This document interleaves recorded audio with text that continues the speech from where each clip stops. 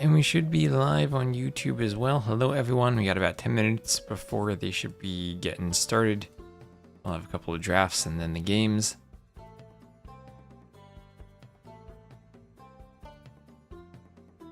I may have reached the conclusion that zooming out in Capture Age is what causes the issue I was having with Capture Age crashing, so I'm going to try not to zoom out in Capture Age today, and we'll see if that affects anything. I also have an idea if you see the background footage on the screen. I kind of want to redo it just because it's been a couple years, and I think we can do some more fun things. I might do like a design competition, and have people submit scenarios or games where they think there's interesting stuff going on. Maps with fun stuff, like that Meltdown map again. We can do some community games. And Under the Tree 1YT, thank you for the follow. And then we can have a more fun background and get people involved in the background. Can maybe keep submissions open and then periodically update it. I think that might be a fun way to do the background. And it would need to be like a recorded game or a scenario that I could then record myself and add to the video, but I think it'll be fun. And then we can get lots more background footage. Keep it interesting. Is memory usage going up when I zoom out? I didn't check that, Pockany, but what I did check was that, I'll show my Capture Age. Actually, I'll show what I'm doing right here. Let me show what I have to do to get my mouse cursor in Capture Age.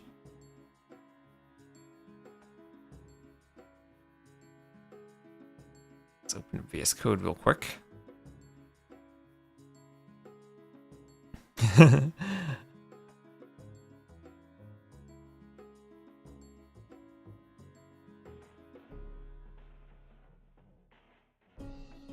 Alright, so what's happening here is, zoom in. There we are. What's happening is the mouse cursor in Capture Age is really small. So instead of capturing the mouse cursor, what I do is this is my browser source, which is literally just a cursor, which I'm using the game's larger 32 by 32 or 48 by 48 cursor instead of the 38 by 32 one.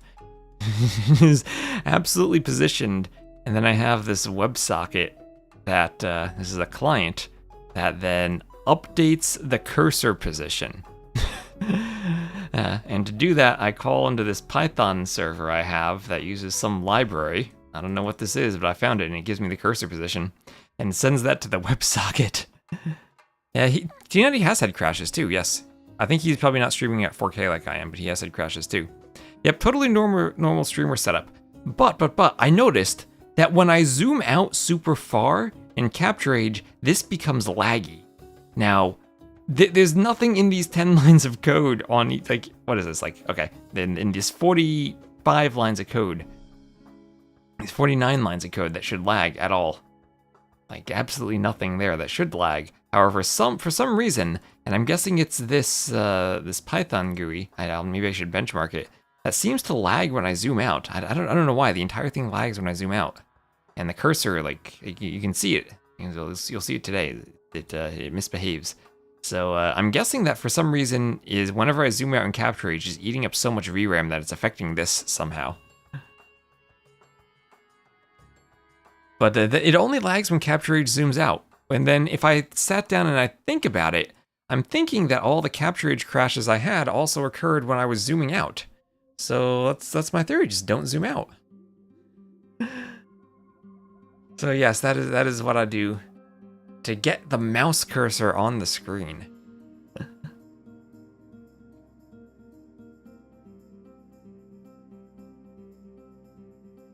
Just so it's a decent size.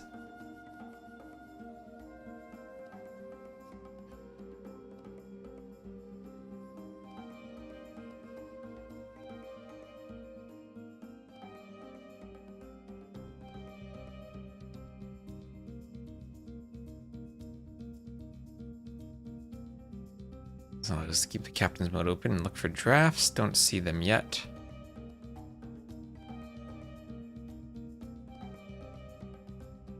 Check out the dashboard. Dashboard is back online. The dashboard is back online today.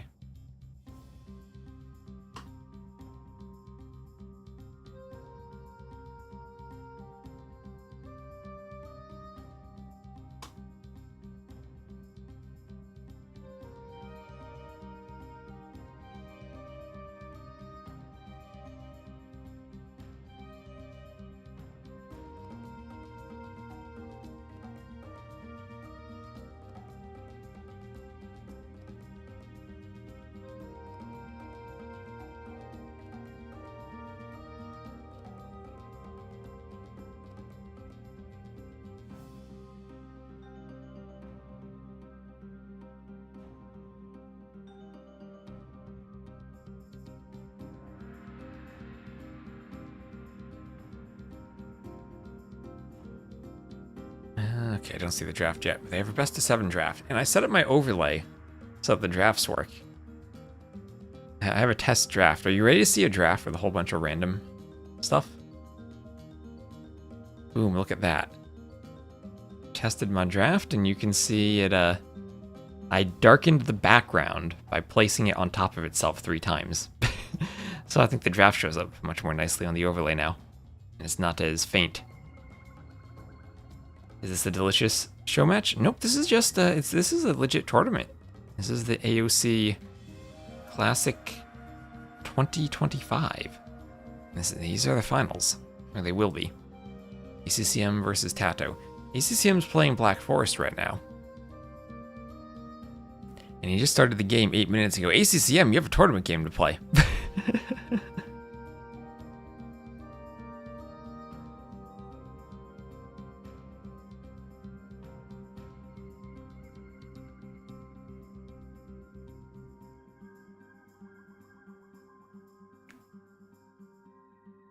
Chefs for the strats they cook? They are. And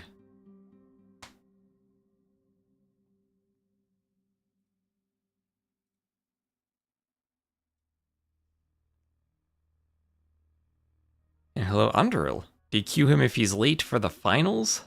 I don't know if we can do that. But this is the best of 7, so my plan is I'll cast this today, and then I'll raid T90 for the rest of the Regicide map. So I do want to watch Valley of Kings, because I made that map.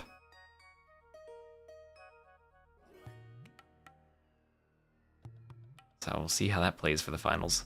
Made some tweaks to it for FFA.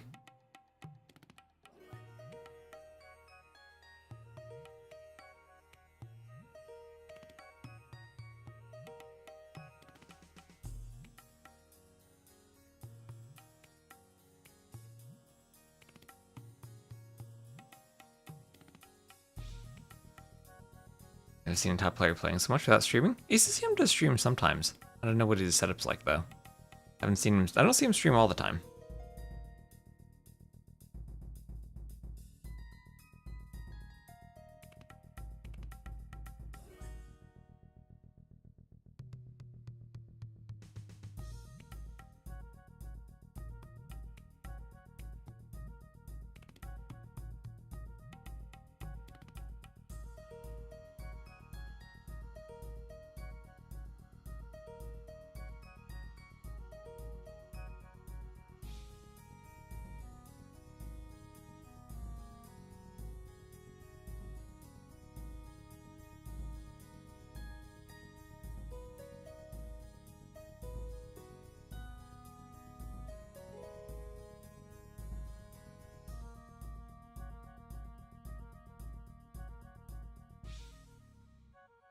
And Helios, hello. Houseboat is peak FFA. It is.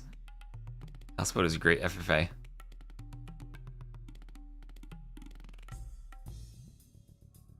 So we're still just, I guess, waiting for the drafts.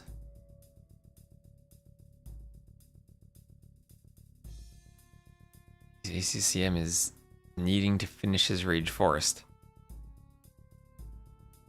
One of your favorite maps in general? I like the concept so much. The concept is make the most annoying map to play that you can. It is really fun.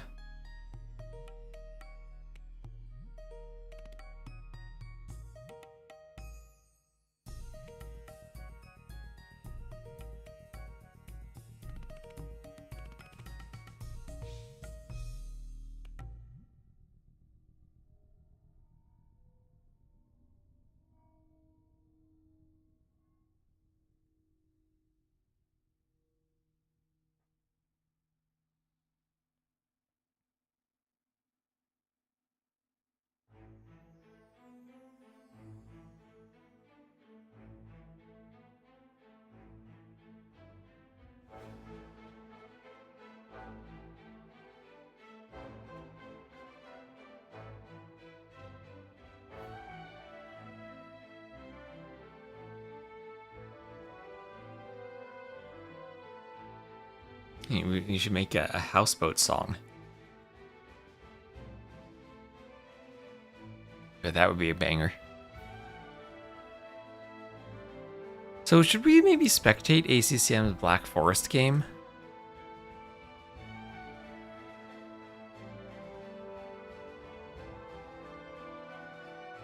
I mean, why not?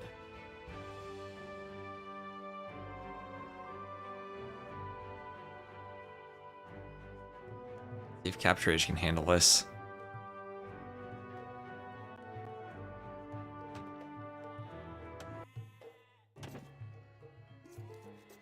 So we just disable the scoreboard. Okay, mouse cursor okay, I zoom out. How's the mouse cursor lagging? I zoom in. Mouse cursor okay, yeah, see? Mouse cursor lags when I zoom out. Very weird. I think Glade was the most boring, then Rivulet.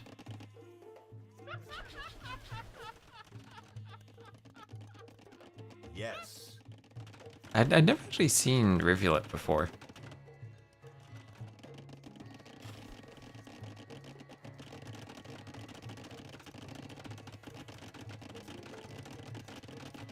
I had played Glade years ago, but not one of my most familiar maps, I have to say.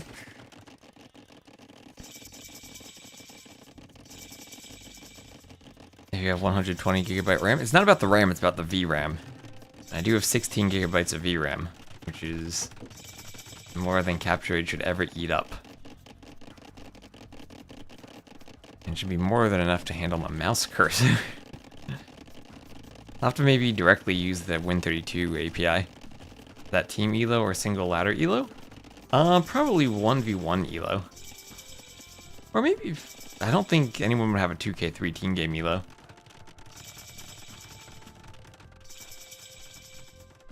There's a VRAM slider in Capture Age, but even when I turn that all the way down, it still eats all of my VRAM because it doesn't limit all of the VRAM usage of Capture Age, so I found that to be kind of useless. 96 gigabyte RTX 6000 Pro Blackwell. Yeah, I opened my my control panel, and then I took this setting and I put it all the way down at the bottom, and it still ate 14 gigabytes of VRAM, 14 plus. So this doesn't control all of Capture Age's VRAM usage, and if I put it down, then trees and stuff start to disappear. So I just leave it where it is and hope for the best. Yeah, 120 gigabyte of VRAM, then we'll be fine, if only.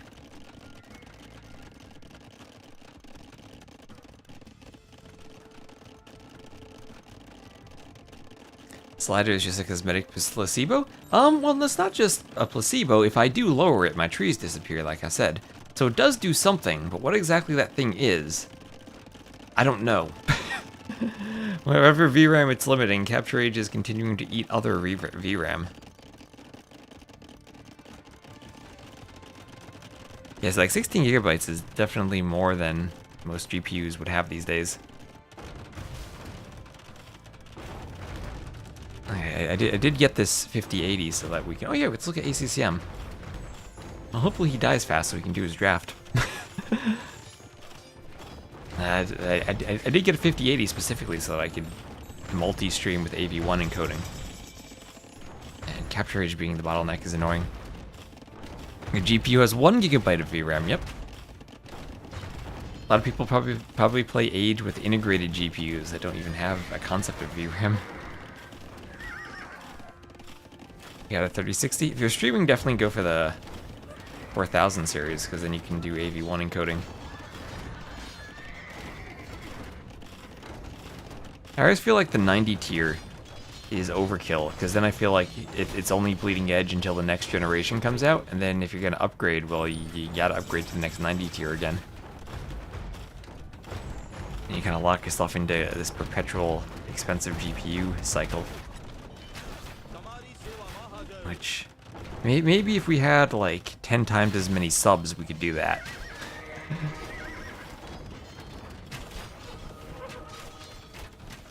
But for now, I'm trying to be a bit more practical with my purchases.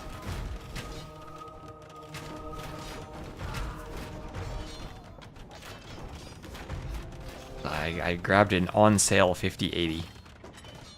So Doubt Castle, Doubt's gonna get this castle. He's gonna get it. Get it, no problem. Can you download more VRAM the way you download RAM? I think you can upgrade to Siege VRAM. But that's only available for, like, NVIDIA partners.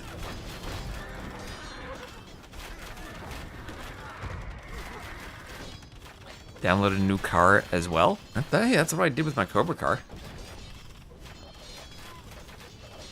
Elite Imperial Siege VRAM.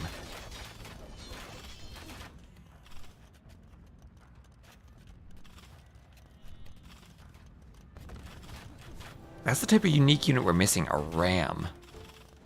You know, imagine that as just having like a super RAM from the castle. Be very vulnerable, but very powerful at punching through buildings.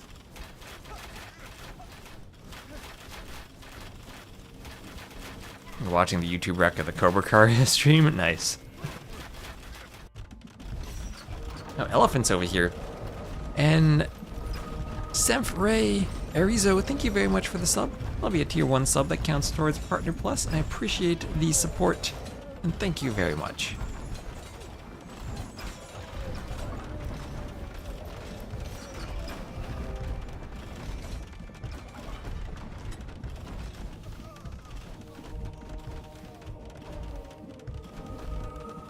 Is there a scheduling mistake with the final? No, it should be 14 GMT. This is what I was told and reconfirmed this morning. So unless they're wrong about that, ACCM needs to finish his Rage Forest game and start his draft. I'd suggested they start at 13 GMT to finish before Regicide Rumble, but 14 GMT is where it's at, which was 7 minutes ago. Now, scores are still pretty close. Bunzu Halt is getting a pretty good push over here. But it feels like the Bunzu Halt Doubt teams have a really good push. Like they've taken out 2 bases. ACCM's trapped, cut off from his teammates. Doubt's through another castle.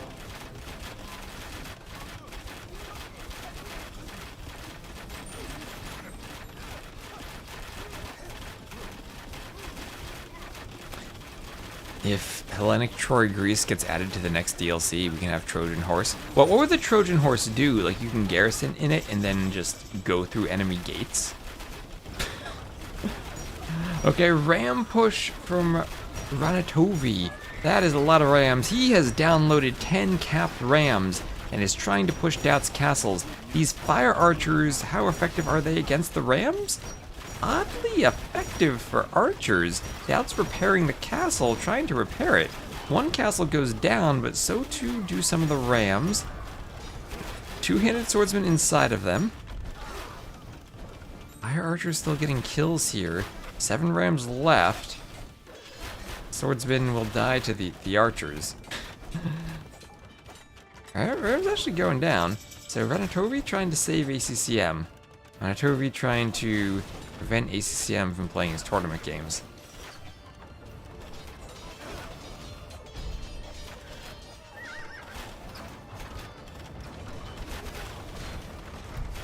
Tato just went live on Twitch. Hopefully he's ready then. Oh no, Doubt's getting pushed back. This is his 3rd castle that might go down. Some low HP rams though, Light Cav helping to deal with them. ACCM's counter-trebbing too. 3 trebs, that's a lot of rams. All the rams going down. But so too do the castles. The castles have crumbled. This side is lost though, it seems. Other side does look pretty lost. We do have the elephants on their way in. I think the mouse cursor is lagging, but there it's fine. Need to be able to go one more. Oh yeah, that level of lags. And here it doesn't? Okay. Let's check my VRAM usage.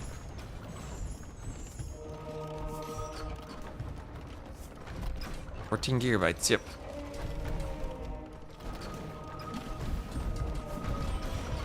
Oh, and that is Ray. Thank you, Ray, for the sub. That Hatto is late, they should draft soon. Alright. Ooh, what are those? Elite Boyars. I've not seen these guys before. They got capes on them now. They got capes. So this side they're trying to push back, but Ganji coming forward now. He's ready to help Dowd. He's got a bunch of Bulgarian two-handed swordsmen, all armored up. And ready to fight the Boyars. Oh, look at all the armor everything here has. I guess not are all armored up. They still need their unique tech.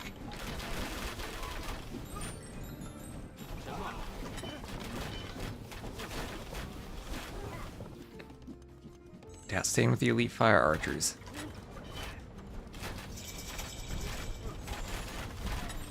Feels like Valas is gonna die too now. So Rodney and Valas both dying. Scores are really close though. How the heck is this southern team taking the score lead? They don't have any base left. I guess it's just because Valas has some elephant archers.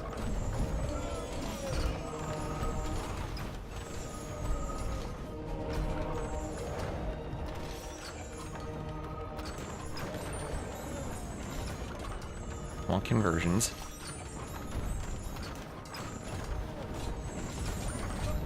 I'm saying to get back. He's using his monks, his Lithuanian monks. The other side, I thought ACCM was dead, but red with the Slavs. This is a good push.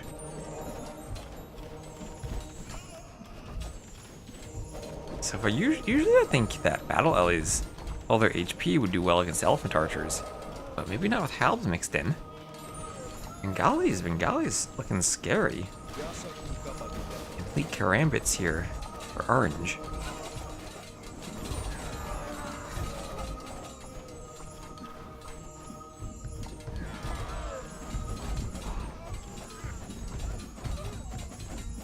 CCM saying castle, wants to go for the castle.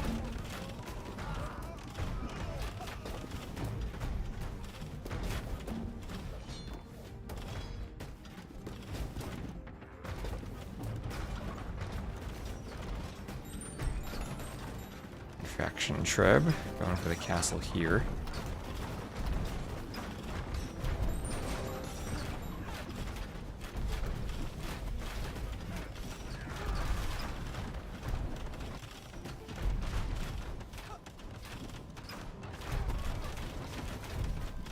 Treb's taking that down. And down it goes.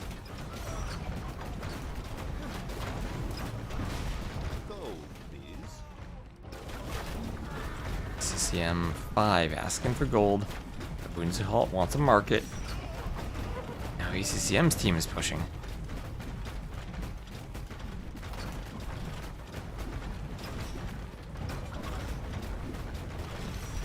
Yeah, right now we're using 14.4 gigabytes of dedicated GPU memory.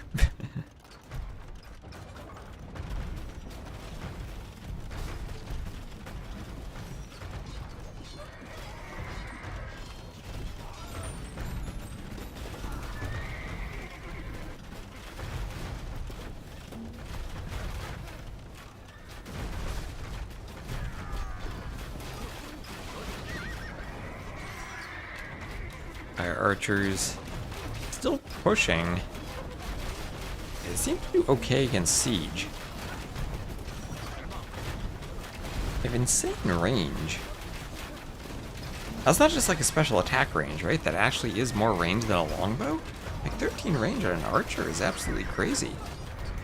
They do some type of fire damage, so I think they do. +0 versus siege, but I'm pretty sure the fire damage affects the siege. Okay, Ganji in doubt holding now. The other side maybe getting slightly pushed back. Still much more map control and they'll have a better trade line. Lithuanian skirms here for Bob.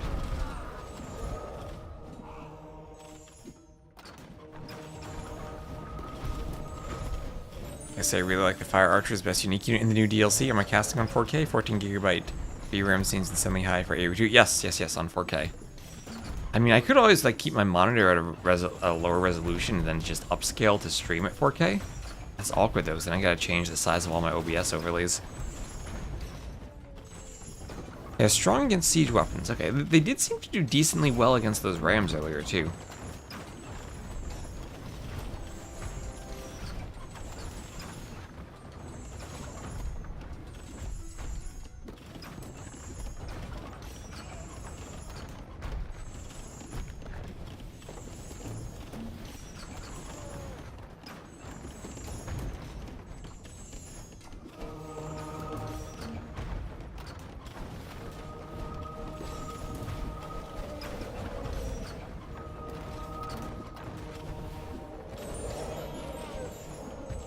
Yeah, burning damage increases it quite a bit. Does it stack? Do you mean if multiple fire archers all hit something, does it burn from all of them?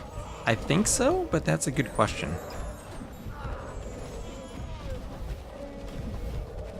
Okay, here come now some onagers to deal with the elephants. No siege engineers from the Lithuanians, though. Although, wait. Oh, wait, no, never mind. Those are orange onagers. So, yes, Malay do have siege engineers for their onagers. Okay.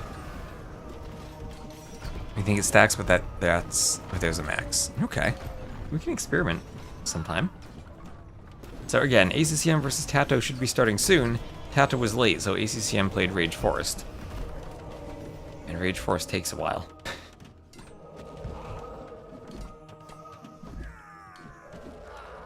Also earlier, if I didn't read this, Travaldo 2000, thank you for the follow, and you are an even number, 13,400. I think it still would be awesome to hit 20k followers by the end of the year. Oh, MBL, thank you very much for the raid. Hello everyone from MBL. Now you might be wondering, this isn't ACCM versus Tato, this is ACCM playing Black Forest.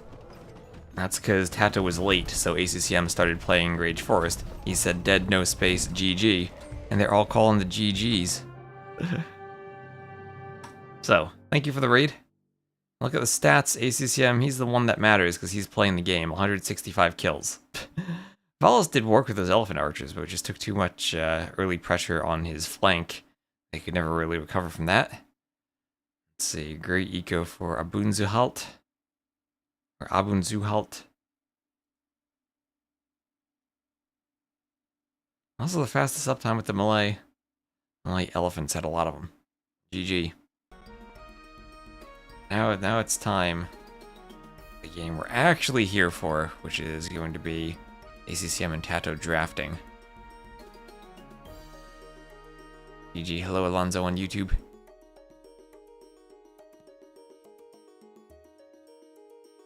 And hello Make a House Tripta and MCO and Soxy.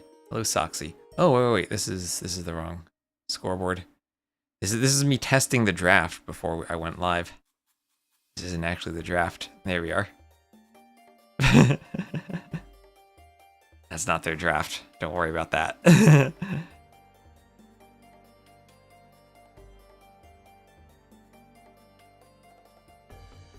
Excited for a minute. No. I'm sorry. I got Soxy a bit too excited with the random draft. I just did a draft myself so I could make sure the overlay fit.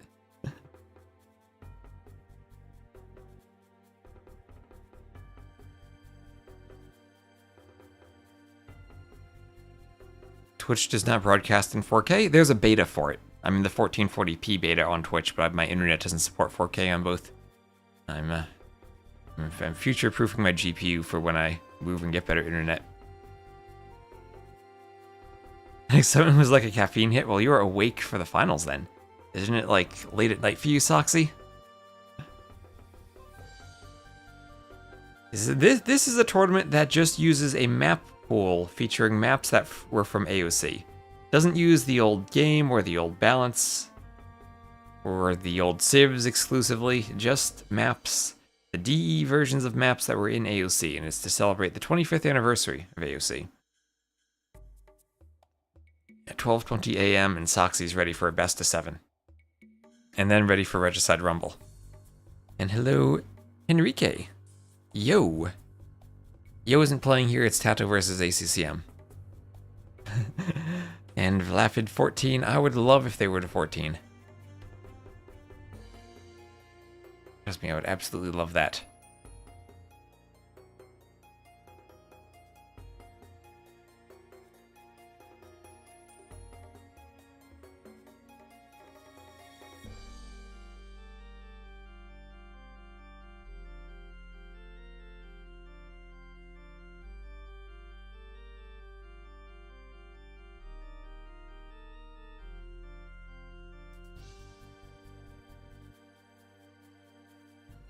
Alright, we have a draft. Lovely, lovely, lovely draft.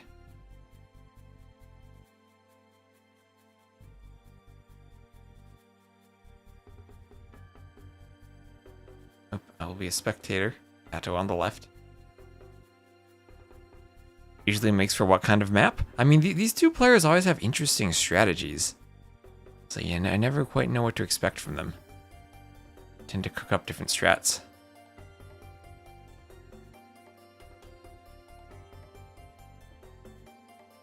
Could always be an extra long game if ACCM holds on. And there are the draft overlays, boom. Last time they played, I remember, was Masters of Hyper Random. There were 2 or 3 games where ACCM was down by 5k score, so Tato just placed a Wonder Foundation to make him resign. Late, but hopefully worth it. Reckon 2 maps before sleep hits. Thank you, Tassie Tiger Maniac, for the sub. Thank you for using your Prime sub on the stream. Why would we avoid killing Kushluk? Because he is. We can do all of the Age of Kings and Conquerors campaigns with 0 units killed for a pacifist run, aside from Kushluk. He is the 1 unit that we have to kill if we play the campaigns. Everything else we can be nice and peaceful and pacifist and not kill anyone. But Kushluk, he has to die.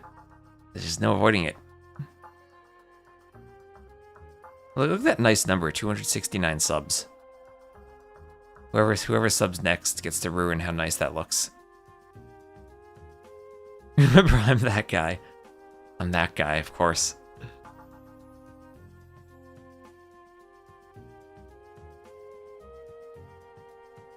So drafts are starting. We'll have a ban. We're ban on Mediterranean from Tato. Interesting. Usually Tato's the one who'd be playing the water maps. But ooh, ban on Arena from ACCM.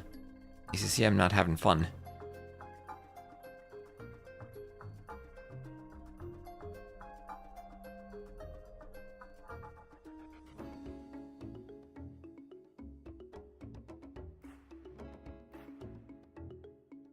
And Tato picking Fortress as the first map of his.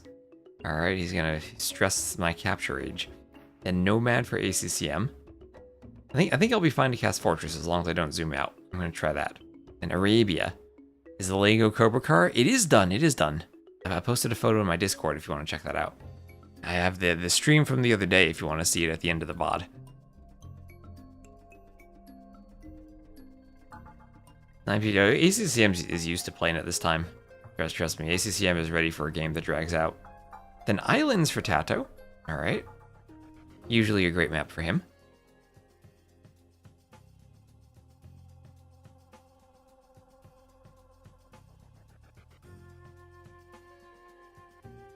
And Migration. See, this is why I was curious about the Mediterranean ban. Would have expected something like Mediterranean Islands Migration from Tato. Go for all the water maps. Almost bloodless. Hello, hello. You fear we'll see Continental. Continental in the map pool? I don't think it is. I didn't see a Continental when I checked earlier. Nice to see I have no 1v1 Black Forest. And final ban from Tato.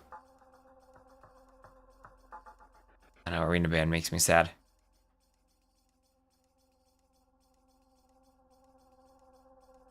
Ghost Lake and Jive, thank you very much for the sub.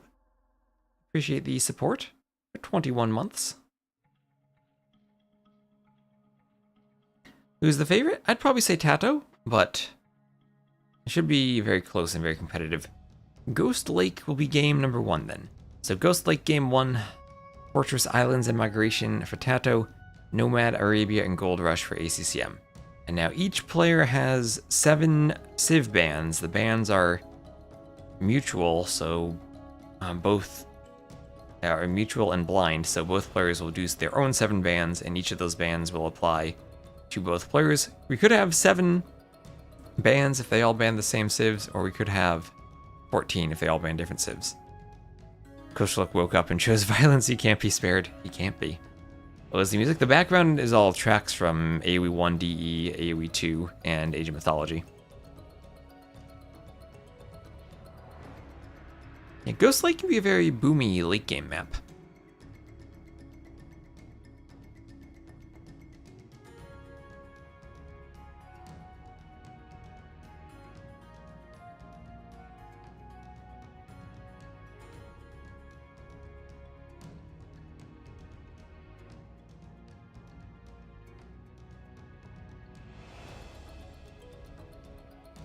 Hopefully they get this next draft started.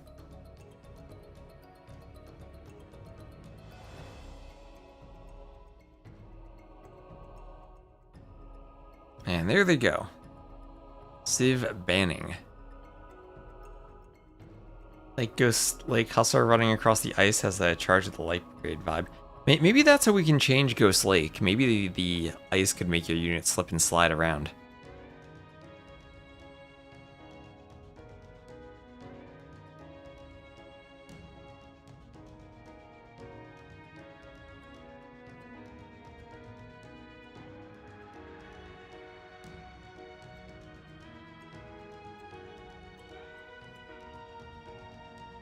Yeah, Durago, I know you can go AoK to convert him, but in order to get monks in that scenario, you have to kill the 5 cav archers guarding the nearby village to get villagers first. So AoK actually makes it worse, because then you need 5 kills. I thought about that. There's maybe it's better to kill normal units instead of hero units, but there's blood on your hands either way. Having already does the slip and sliding. True enough. What we really need is Nilly's Ghost Lake.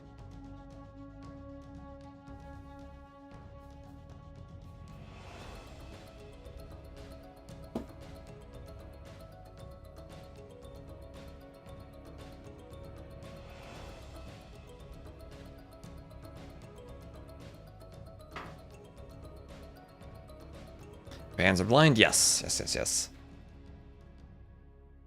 You convert the Master of the Templars from Saladin 4. Yep. Am I saying Kushluk is worth more than the poor CA? I mean, Kushluk is our guest. It would be most rude to send him away.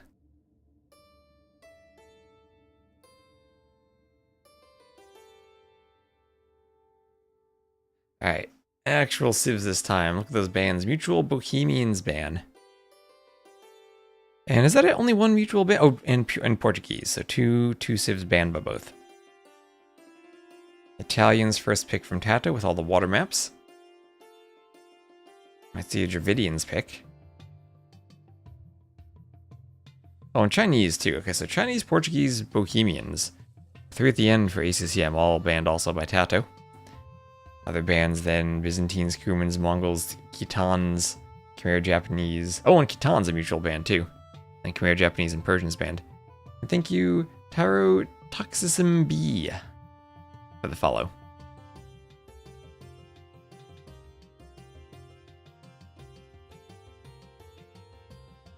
A was taken. A was taken, so that's what happened to A. Well, thank you for the follow and welcome to the stream. Yeah, Khitan's banned.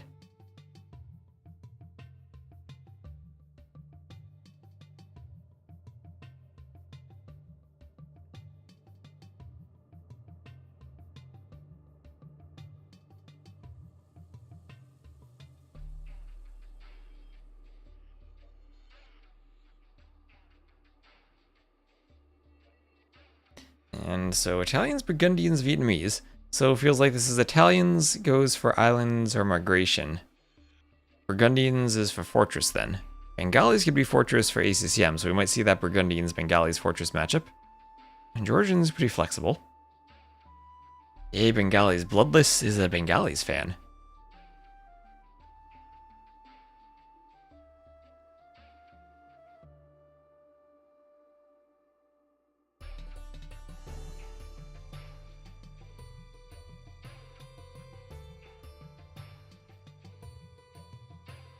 What are the chances we see Aztecs?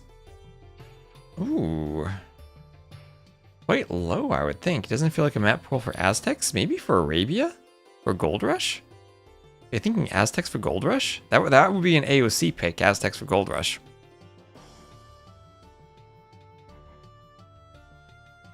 I guess Aztecs and Dravidians, just the water civs that weren't banned. I guess Malay kind of fill that void too.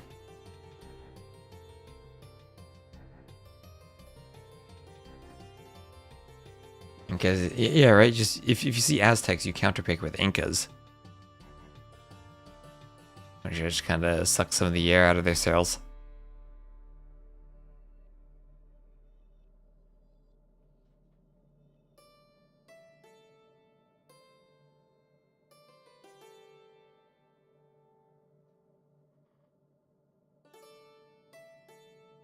You're converting Renault de Chatillon. Yeah, I remember doing that too. That's what I would try to do with the Age of Kings, convert all the heroes. Also, you gotta give a shout out to the Captain's Mode website for not updating their plumed archer animation and continuing to use the old one instead of the new one. That new one just, I don't know what they did. The Castle Age plume, that ruined him.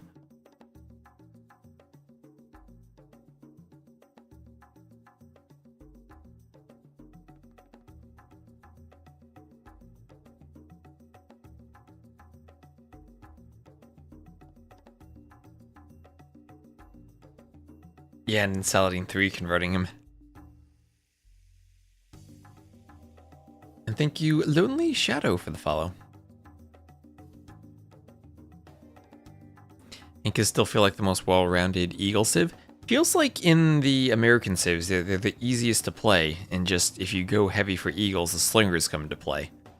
Maya, I feel like they still have a chance to go Plumes, but it takes a long time to get there. How much for the winner? Let's see, the total event had around a little over $500 for the prize pool. And check Wikipedia.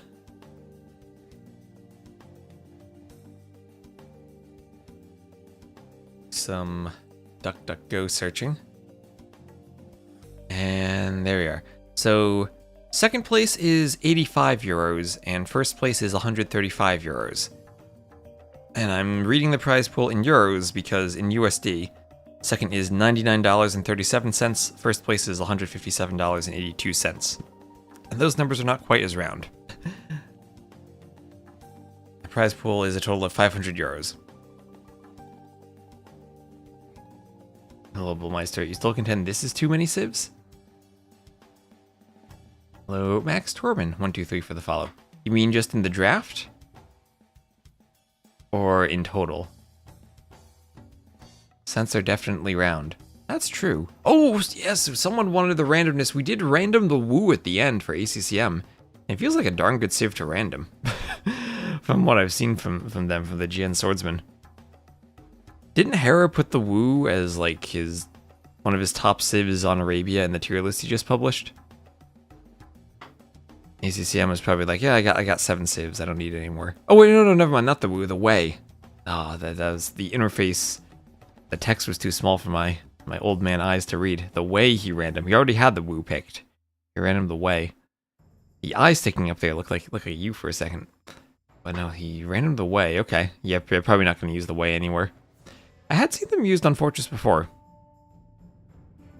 Can you random a civ the opponent has picked? No, you can't. Play AoE2 in your Windows XP VM. I have done that. That is nice and fun. That's the only way I could get the Age of Kings to work, because the user patch is only for AoC, I think.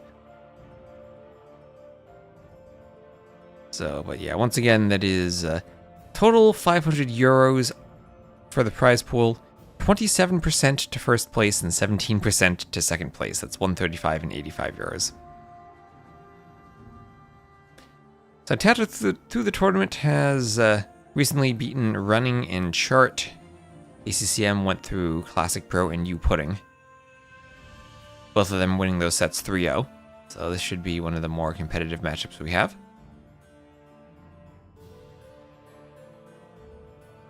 U Pudding, I think, had a great run to get past Siscon and Dragonstar.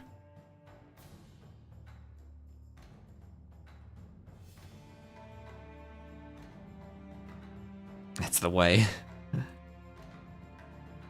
Well, we'll see if he knows the Way. Alright, so as they get the lobby set up, I'm just going to run a quick ad on Twitch. That way we get the pre-rolls out of the way, so apologies for the ad. And again, if you do want to watch without the ads, you can watch on the YouTube stream, my YouTube channel. Because we won't have the Twitch ads there.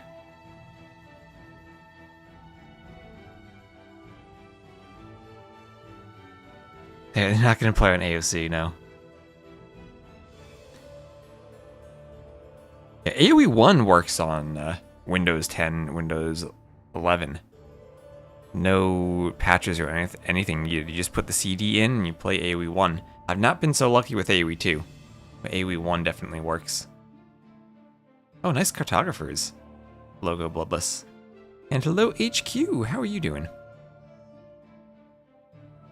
Why is there two-way? There's only... Oh, yeah. And for the final 2 picks, they are mutual. The final 2 picks in the draft are mutual. So out of the remaining civs, you get to the end and you pick the civs. You can pick anything you want, and players can repeat. And Tato wanted the way. ACCM randomed them. That's why he was able to random it. Yeah, usually you can't random civs that other players already pick, but because it was the mutual pick, he was able to random it. Yeah, now I see what you're asking. And hello, Johannes. Everything fine.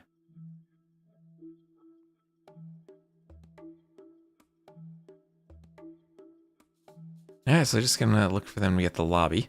I can open Tato's stream and spy on his progress in the lobby.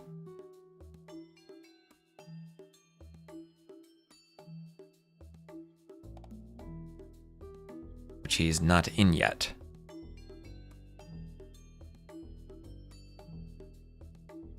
Oh, Soxy, he left the chat and went live to play Age of Empires. Look at that, streaming himself.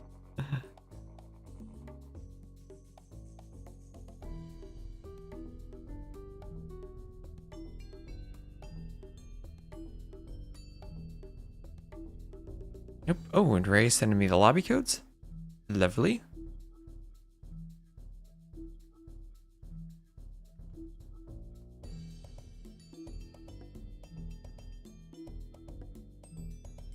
Thank you very much.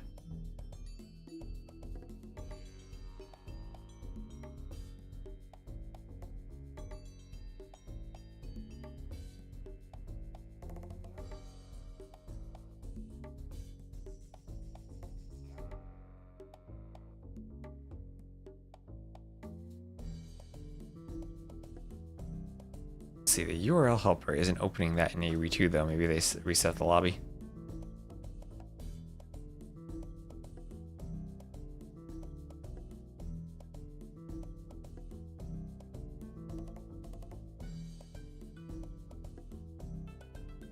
Also, I guess this is a shout out for Hello Sacred Ron. For any of the German viewers, I'm gonna quickly do a display capture. Ray asked me to shout out the fact that there's going to be a community meetup plus LAN event on October 2nd through October 8th, or October 2nd to October 5th in Germany. So this is in German. But there's, like I said, community event you can attend. And shout out for any German viewers who want to go there. I'm not going to be there.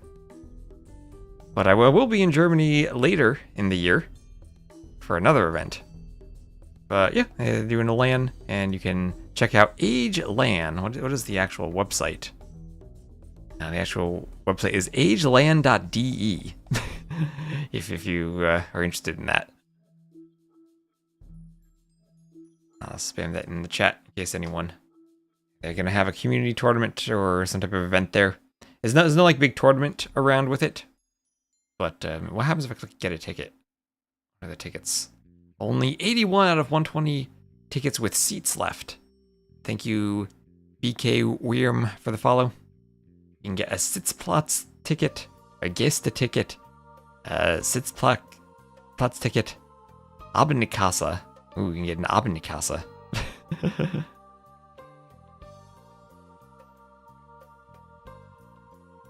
Oh, those aren't available, apparently. Oh, there's still tickets for the LAN. Thank you, Sula, for using your Prime sub on the stream. So, just a quick shout out to the LAN that they're doing.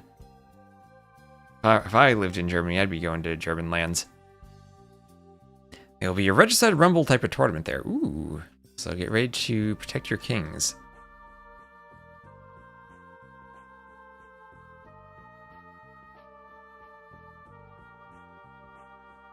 Okay, and they are in the lobby getting ready for Ghost Lake.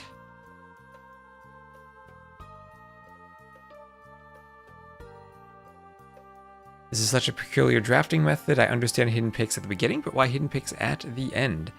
That is a good question. I've never seen it done like this before. But it is kind of interesting. Always interesting just to have different drafts. I'm all for trying new things. Especially in like the A and B tier events. Then you can get a lot of experimentation done. I guess this way you're not repeating the top civs, but you can the bottom civs. Did I end up playing Lego Island? I did not. I did listen to Brick by Brick though. Go there and find everyone speaking German. I can deal with German.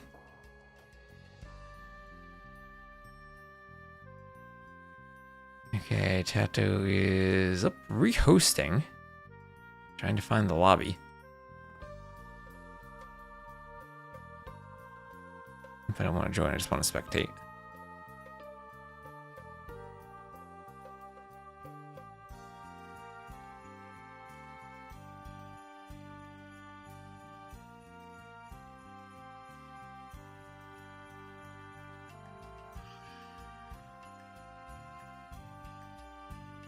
Here we go, get my AV2 category sorted by viewers.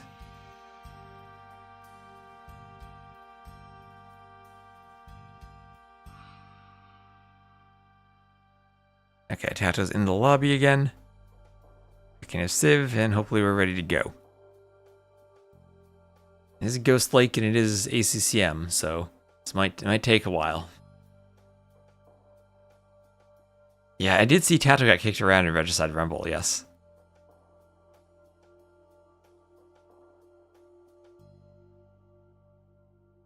Oh, Nightbot's in the chat. I need to remove Nightbot.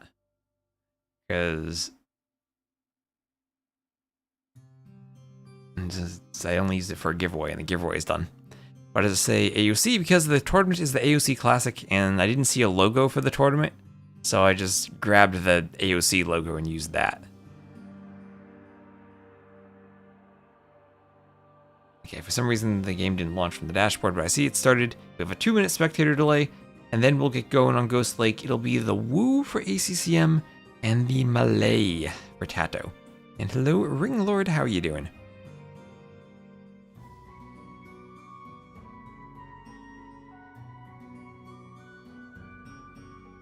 Which site do streamers gain more value, Twitch or YouTube? For me, it doesn't really matter. I try to minimize ads, so what you watch on doesn't matter. On either, if you want to support, you can either do a sub on Twitch or a membership on YouTube. YouTube is, the memberships are slightly better for me because I'd get a 70-30 split instead of 60-40 on Twitch, but it doesn't make much of a difference.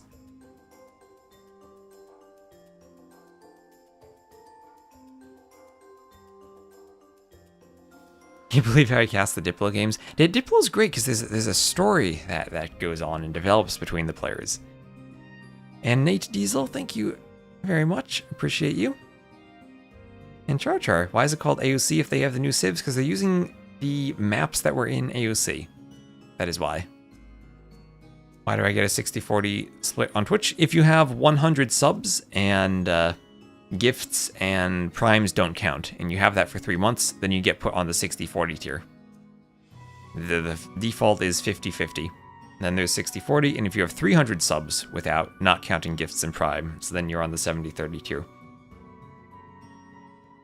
So it takes a lot of subs to get there. I don't think there are many people in AoE2 who are there. In the old days, all you had to do was Zero Empires had a contact at Twitch. You'd ask him and he'd put you on the higher tier. But nowadays, you actually got to work for it.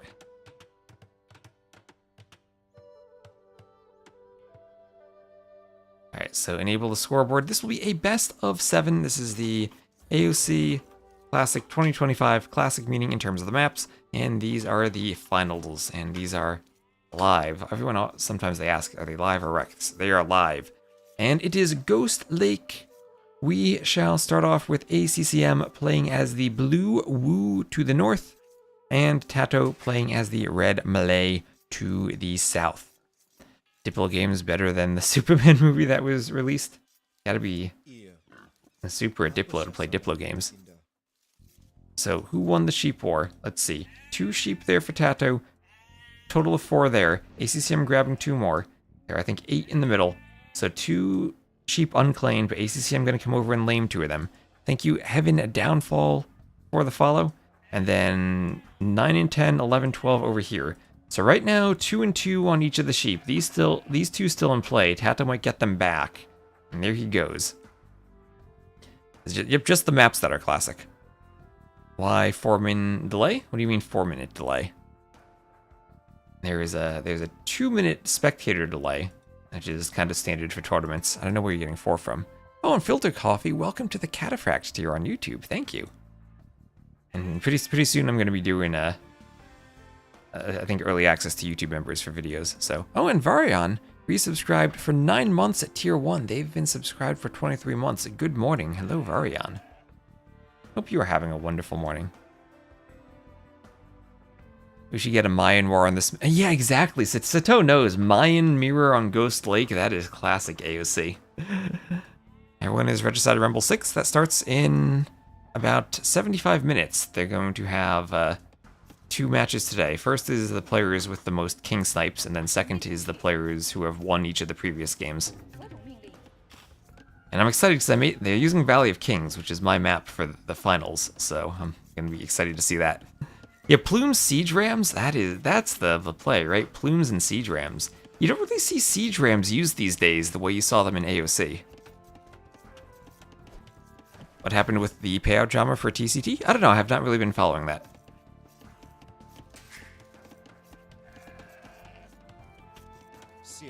I know the finals for that just kind of came out of nowhere, and I casted them because I saw them, and I didn't hear about the drama until afterwards.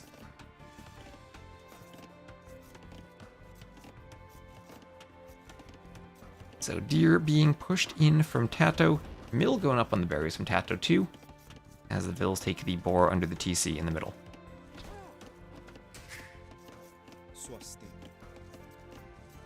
Remember, a few onagers also added along with the plumes. Halb-onager counters? Well, Halb-onager doesn't counter plumes in the Mayan War.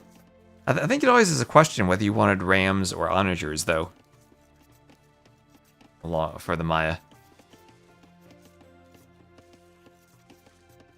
Rams, of course, absorb all those plumed archer shots and allow you to push castles.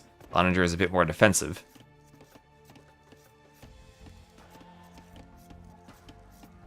Any special rules for this tournament? Nope, no special rules. Just the map. The map pool consists of maps that were in AoC. And Ghost Lake, a very classic AoC map for 1v1s that we don't really see played as much these days. One difference in DE is that your main goal always is forward and on the lake. It's on this dry grass patch. Wouldn't make skirms because rams would take the damage from them. Feels like we didn't know we could right-click on units instead of patrolling. Yeah, I wasn't like a high-level player back then, or at least not like not an expert or anything. But it always did feel weird. Like you'd see Maya or the Britons add all these siege rams, and then no one added skirms. You'd always wonder, like, why don't you just right-click the units with the skirms? I guess, well, we didn't have the shift queue back then. But it's a bit of micro, and you can kind of out attack the rams. 2 birds at the same screen.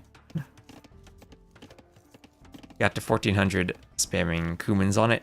Yeah, we did have some Ghost Lake in the map pool at the start of DE. Did players also have to be playing during AoC? No, they did not, but of course Tato and ACCM were. So you can pretend if you're... Now that you're... Now that I'm getting to my 30s and my eyesight's starting to go, I can just squint slightly and it looks like AoC, right? You can pretend these are the old graphics. The wall's going up as the sheep come in under the TC. And scouts will be running around in the back.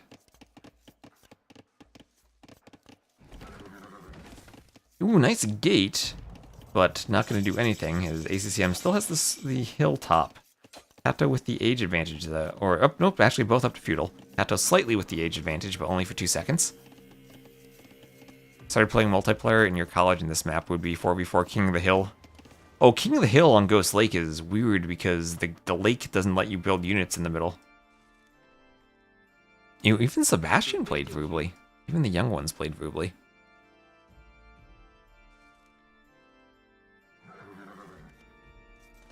hello, Big Bazo. How you doing?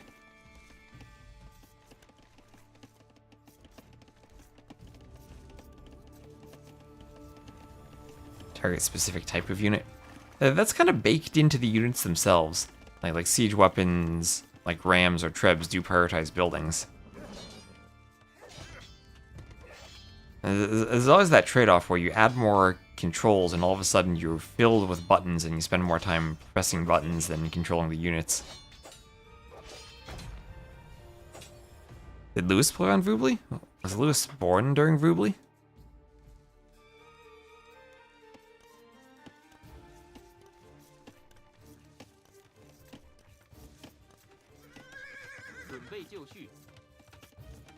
Any payout for this tournament? Yes, the total prize pool of 500 euros, which is around 580 US dollars.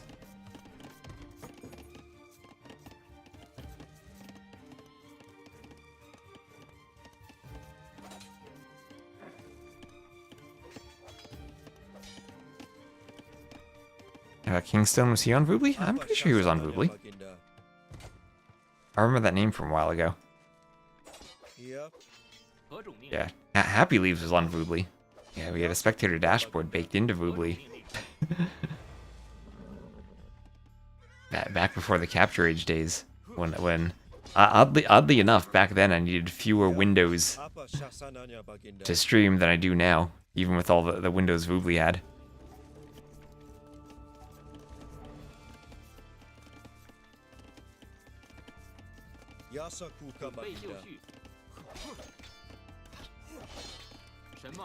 Dark, at least top 16 dancer in AoE too. I've seen his Instagram, he has all of his dance videos there. They're amazing.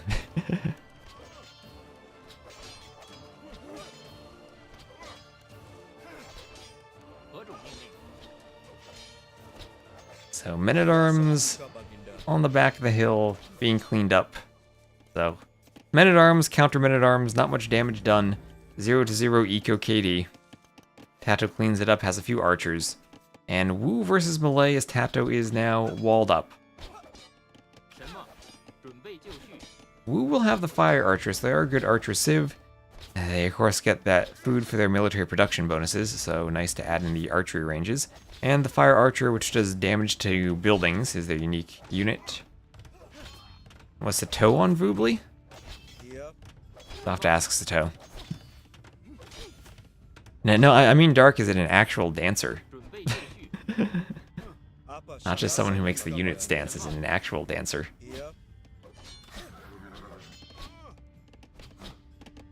So Tato going to concede this hill, we'll just wall up, won't try to...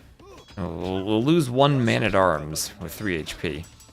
We'll do one blacksmith to keep this walled, and with the houses and blacksmith he should be safe. Adding in quite a few farms. As the Malay, he does like to stay feudal a bit longer just to delay before going castle. And he can go for a few skirms. Ooh, that archer is spawning out the wrong side of the range. We'll have to go all the way around. Well, try to pick off reinforcements now. Don't know why I deleted that. That's weird. And this army now will come back, but with a couple of skirms, maybe he can think about microing that. And hello, Gabby. How you doing? Yeah, I saw Gabby trading for Queen's Clash. There's going to be another Queen's Clash coming up next month. I'm excited for casting that. So we'll have padded archer armor on the way for Tato.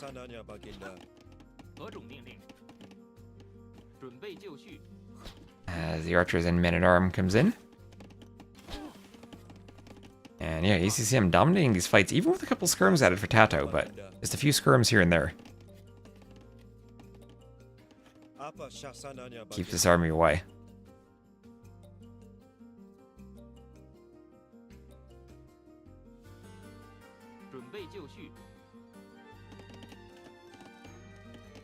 Huge battle, huge skirmish with the skirmishers. So Market going up for Tato on the side. And he probably has the freedom to move out with a villain and re-wall over there now. But it will just be a few skirms coming forward. The unit that everyone wants to nerf these days, the skirmishers.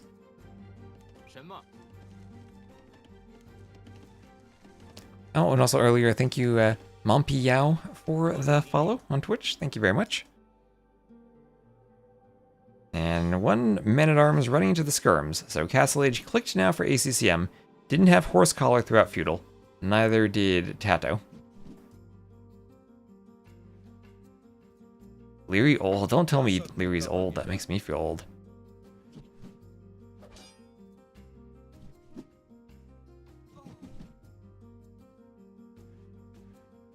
Also, based on the very even map, I gotta say, there's one relic for each player behind their walls, and the other 3 spaced out on the lake.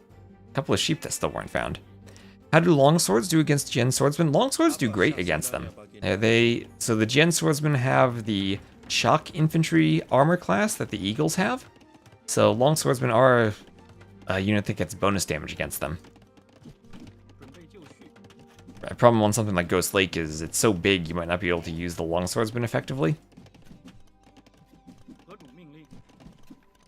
Never something I really see, because longswords themselves are just not that great of a unit. But at least like one-on-one, the longswords do well.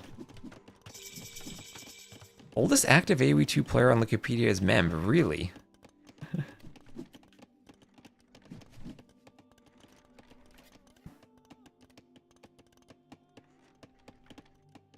So the way ACCM walled, he's not going to have access to his main gold, but at least that's part of his wall. Tato's gold is far on the outside. Good news for Tato, though, is both of his secondary golds are behind his walls. ACCM, similar, at least has 1 gold inside. The other gold won't be too far forward. He does have his stone all the way in the back. Tato's map has both of his stones forward. So we're not going to see any type of quick Karambit warrior play. Karambits versus the Gen swordsman could be interesting, although elephants will probably get the job done, as Tato's adding in a few elephants along with his skirmishers. And Tato gonna think to go skirm elephant against potential Gen swordsman. And yep, we do have them added in from ACCM, so he's trying to cook with this unit. Gen swordsman along with crossbow.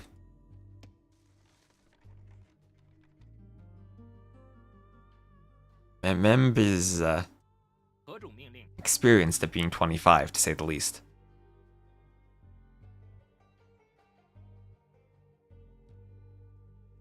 Waiting for Margugu to improve his record against the door. Oh, thank you, Pratham K on YouTube for becoming a paladin with the membership. Thank you very much.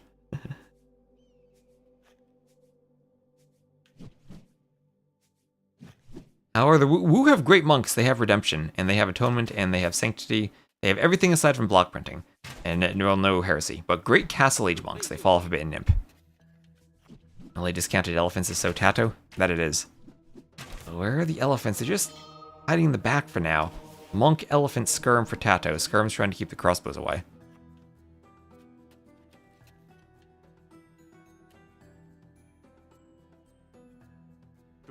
That one crossbow gonna run into some javelins. Still no eco kills. Tato up in res collected, has extra vills, though that uptiming for the Malay helping his economy. And wants to go forward with the elephants now, claim some room at the front of his base.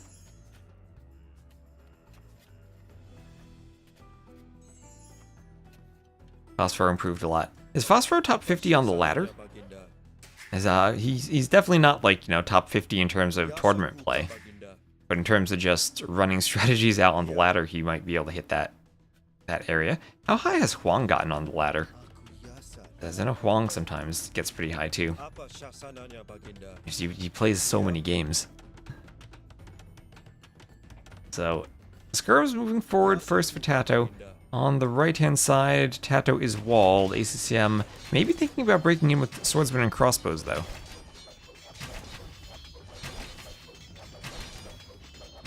Possibly somewhere close to 2k5? Yeah. Yeah, that's the thing, right? He can always take games off of good players with those strategies, but he's never going to have the, like, consistency to do a Civ draft and win on a variety of maps in a tournament. Unless he comes up with a whole bunch of different strategies on a whole bunch of different maps. But it certainly is interesting to watch the games, and very different than what we're used to seeing. So, Skirm's coming forward. Elephants, these guys are speedy. Facing this army down. And Skirm so far managing to defend. What's this tournament's twist? Just that it uses maps that were in AoC. His AoC uses a map pool from AoC. Number 1 least humble. And oh, there is a hole. There's always a hole. And now the Jin swordsmen are in on Tato's woodline. And he needs to notice this because he will lose quite a few villagers if he doesn't. Oh, might lose all 5. That was a Camus Jin swordsman there. And lost 4 vills. Elephants come over and the swordsman might go down, but ACCM now with that will take a vill lead. Both players on 2 TCs, ACCM just adding his 3rd, and applying quite a bit of pressure with those swordsmen breaking through buildings. Skirms will do 1 damage to them, but just like we see Skirm versus Longsword, you get enough Skirms, eventually 1 damage adds up. Yeah, the classic AoC Civ, the Woo. Not the greatest fight for ACCM, bit of walling for Tato. He's trying to get conversions. Crossbow's trying to dive the monks, but that'll put them at the mercy of the skirmishers. As a couple of Jin swordsmen get converted. Oh yeah, you can see, this is another video I need to make. How the Jin swordsman interacts with conversions.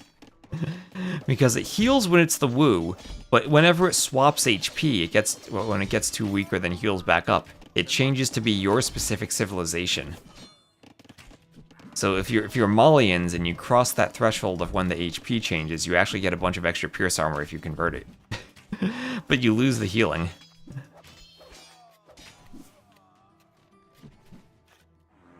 So Elephant's still chasing these Jin swordsmen around. ACCM doing some nice raids in the back of Tato's base. This is an AoC-like TC that fits at the top of a big hill. Yeah, you can get Japanese Jin swordsmen that attack faster. Viking ones with extra hit points. Burmese with the attack bonus, or Aztecs with the Garland Wars. These blue guys kind of strong. They have a ton of Pierce Armor. They have 7 Pierce Armor, so crossbows will end up doing 1 damage to them. And that's why Tato is kind of forced into the elephants. He wants a melee unit to fight them. Out in the middle now, ACCM starting to pick up relics. Still has the one in the back of his base to grab, but he'll grab 1 right now and bring it in. And Tato already has the 1 from his base. Does ACCM have another monk doing more relics? I feel like he probably does. Yep, there. So he'll get 3 relics right away. And Night Saver, thank you for the follow. Yeah, so Tato 10, 12 vills behind and has been defending. And he's also down by a TC. ACCM did manage to add in a 4th TC. Ooh, another AoC-style TC at the top of a hill. In DE, usually the maps tend to have small and bumpy hills, but Ghost Lake apparently has large flat hills. You can still put your TCs on top of them.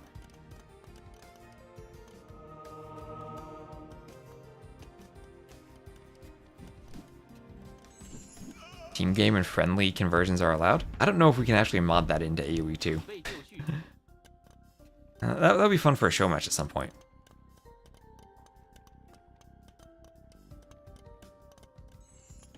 So we'll have a castle going up for ACCM. Left side of his base, trying to stay defending his main gold. Going forward with the Mangonel. Ooh, now we see longswords. We see longswords. Okay, so Tato might be showing off how the longsword versus Jin swordsman matchup goes. ACCM down to only 1 crossbow. Now just going swordsman monks. So these swordsmen will be great against the skirmishers. They'll take 1 damage. And also kind of speedy. Actually faster than the skirms if they want to run them down. And with the healing, they'll try to close the distance. Pikeman coming forward for ACCM. Tato takes the score lead, does have the overall KD lead, and the skirmishers will move forward to pick off the monks. Mangonel was not there to defend them. Mangonel gonna push the deer into the battle. The deer will run away from the elephant and the Mangonel. Mangonel doesn't get a hit with the split. Oh, and Soxy, thank you for the raid. And yeah, absolutely great engagement for Tato as he's starting to pull ahead in score. Down in eco, but still up in res collected. From the timing and the melee. Making a strong push now. Devotion in for Tato as he's going to protect his elephants against the monks.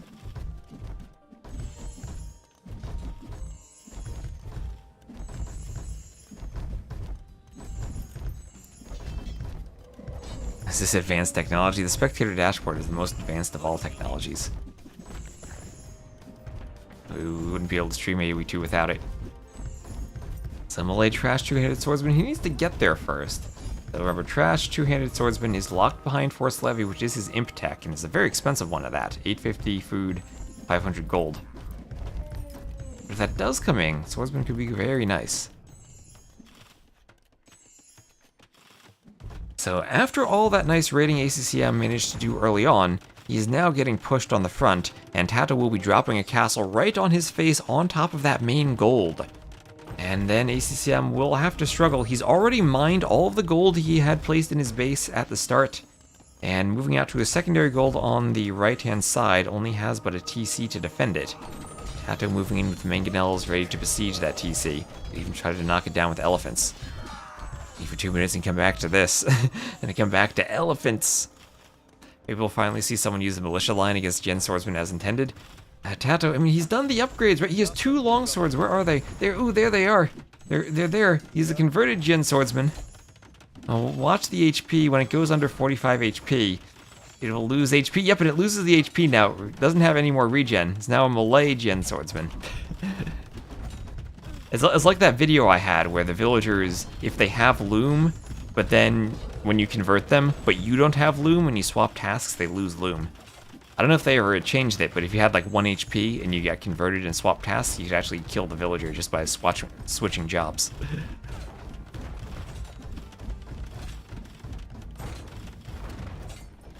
Bloodless is a closed map top 200 player.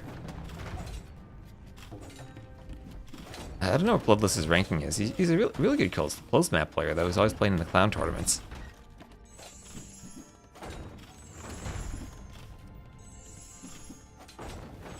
ACCM now, I don't see a way for him to stop this push.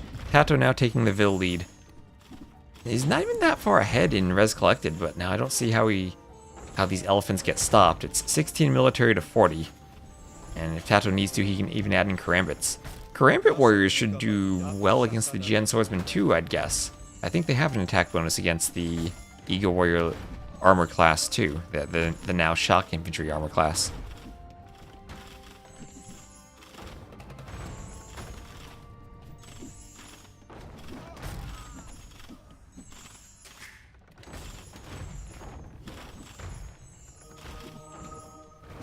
ACC dead? He will lose this TC, and now ACCM does not have gold access. Has another castle here, but doesn't really protect the gold. This TC can be mangonelled down. And even with this gold, not much left in it. Was that 1,500 gold left, so that won't last him much longer. Tato made more skirms in one. He did make more skirms, that's true, and there's the GG. So Tato takes game number 1. ACCM got off to a good start, did a lot of damage with those raids.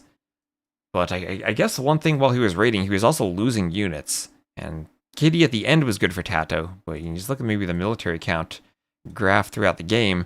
Tato, even though he was raided, never really took any losses on his elephants and kept killing ACCM's units. Then got to the point where he just go forward. And your imp causes the GG. Early GG for ACCM. He's just getting warmed up. So the resources were really close. But you see Tato at just that nice melee advantage, giving him a bit of a buffer to survive the raids and maintain his economy. How old are ACCM's kids? I don't know. That I don't know, actually. More skirms equals win.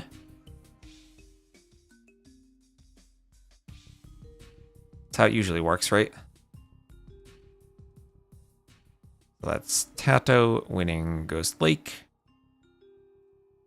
And for the civs, it's a win with the melee and a loss with the woo.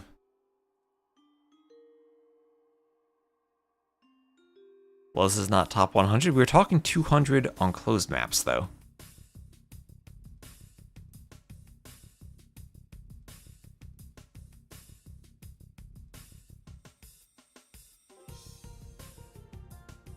Early GG. Everyone's saying early GG for ACCM. He was completely dead. Chat, don't roast ACCM like that. The dashboard says they're still online in Ghost Lake. Maybe they haven't left the lobby. Let me do the good old open Tato stream again trick. And no, they're in the next game, so if Happy Leaves is still around, maybe check up on the dashboard. Let me see if I can find this game.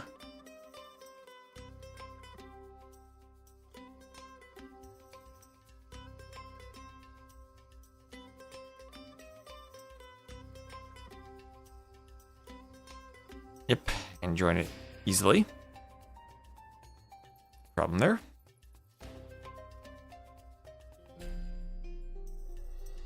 What is happening with Dravidians and Burgundians?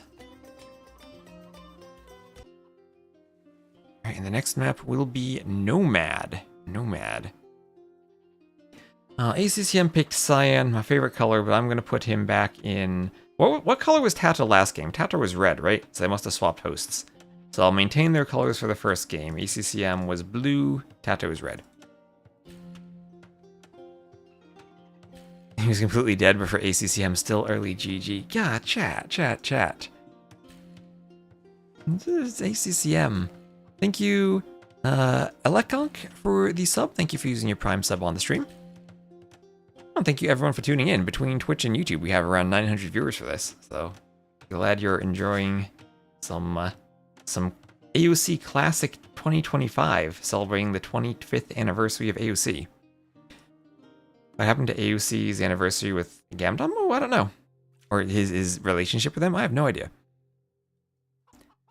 Oh, on the overlay, the civs with the crosshairs on the overlay mean that after several civ picks, the other player was able to ban a civ that had been picked already.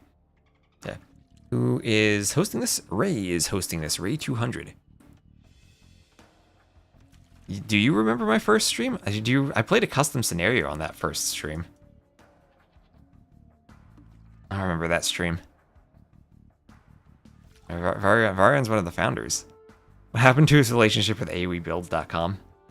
He has gamdom.accm/AoEbuilds.com. Has many different parts to the name as he could add. So anyway, this will be Nomad. This will be game number 2. We'll have Tato in the red as the Lithuanians, ACCM in the blue as the Spanish. Lithuanians will get that plus 100 food and get off to a very nice start on Nomad. Spanish, well, they are the Spanish. This Nomad also will have elephants on it, so a bit more food than the boars. It'll be a nice desert version of Nomad. Also, the Mouflons, a new animal added in the Battle for Greece Capture Age DLC, I think. They're a reskinned deer. And both players will have their docks somewhat towards the south. TCs are pretty far apart, and also this little isthmus will be easy for ACCM to wall up. Shouldn't take any damage from Tato raiding if he's able to wall there. Around this side, some more gold, more elephants for ACCM. So the players are pretty far apart. I think that means Lithuanians do maybe just long-term want to boom go skirm Lechai. Looking at the relic positions, relics are actually fairly evenly balanced between the players. So we'll have one over here kind of close to ACCM, one here a bit closer to Tato, but still kind of both contestable. This one in the middle of them, but a bit closer to Tato, especially with that pond in front of it. Tato brings in his own elephant. And we'll do that successfully. Then the other two over here, this one a bit closer to ACCM, this one kind of far away from everyone. ACCM full-time? Yes, he is. Yes, he is. I know in the past he had done some type of like QA testing for some type of games industry in Vietnam. And I'm pretty sure he's full-time though. That lake wall is great for ACCM. Need to fill it with cannon galleons. Yeah, fill the middle lake with cannon galleons. That'd be great.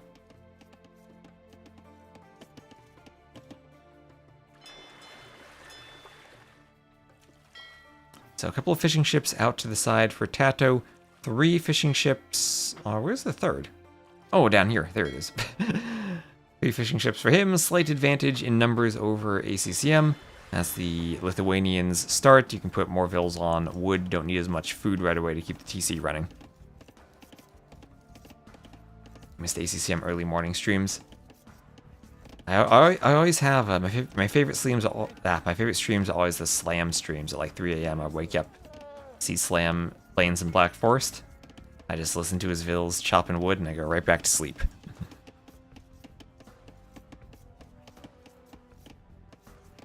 prize money, he's just 10k behind AoE1 Vietnam Shooting Star CSDN. He's the guy who wins all the AoE1 tournaments. AoE1 much bigger in Vietnam, but probably more overall prize pool, just put into AoE2 events outside of that.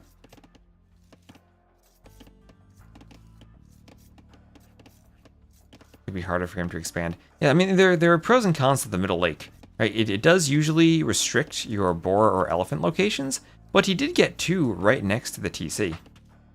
What the lake will do is, were there an elephant that would be spawning right here, will be knocked off a bit by the lake. But you got one there. You got one there. If he explores a bit, he could still lure those 2 in. So Tato's scouting him. Let's see what the scouting looks like for Tato. With this goat, he's about to find the dock and maybe the TC of ACCM. He'll see the chopped tree. Has an idea of where he is. He's scouted the rest of the coastline and hasn't seen the dock.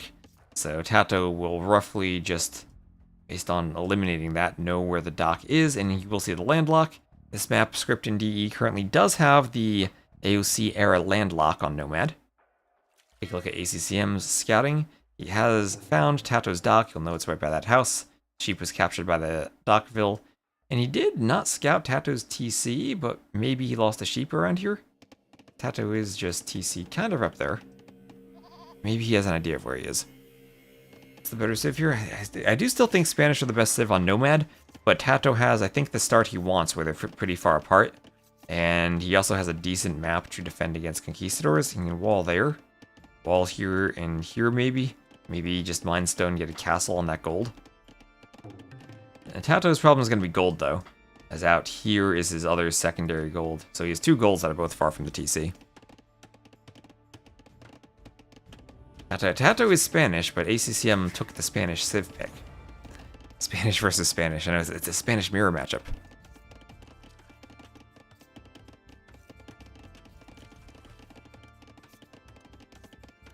Thought those were just gone, not repositioned. So yeah, so filter coffee. How Nomad works is basically there's a huge number of elephants. Like it spawns 1,024 elephants, but it places constraints on the elephants. They need to be a min distance apart from each other. A couple tiles from the forest, a few tiles from the edge of the map, separated from other resources by a bit. So if you put the water here, it's just there's not as much land for spawning the elephants, but at the same time, since elephants avoid each other by a pretty big radius, there's no elephant in the middle of the lake, so other elephants will usually spawn pretty close to the edges of this middle lake. Yeah, Tato also has a nice thick wood line here. So he's a good map to wall if he doesn't care about gold, and if he's just going to go Lithuanian skirmishers against conks, maybe that could be a play. But hard for him to win water with the gold so far from his TC.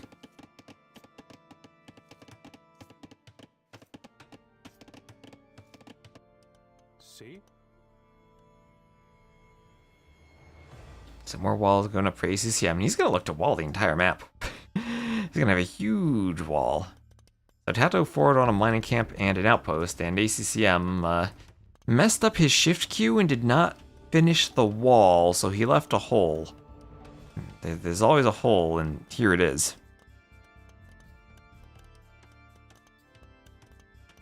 Yeah, he will be crammed in. But he also does have a lot of room out here if he can wall all the way to the edge and be safe. So that is a ACCM tried to maybe shift queue the Ville over here and left a hole. Anyway, on the water, Tato going galleys. Where is Tato mining gold? He has 5 fills on gold. Where is he taking it?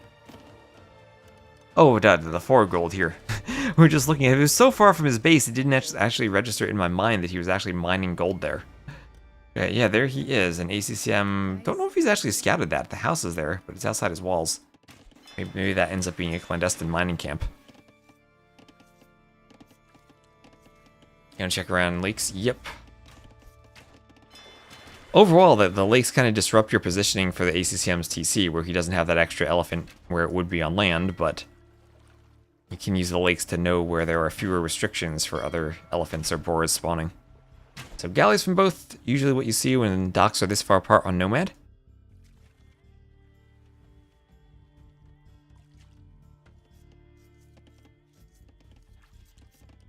As well as crazy ambitious. Now that it is. And it will keep him safe. but very large and also gives room for Tato just to break palisades. Palisades themselves are not that sturdy. And, well, when I said it will keep him safe, it might not. Maybe this is like terrain masking and you can't actually walk here, but I'm pretty sure you can because the palisade foundation is placed. Along entire map. And he banned arena. Huge wall with a hole is not that great. No, it's not. A hole in the roof, that's almost as bad as a hole in the wall if it's raining.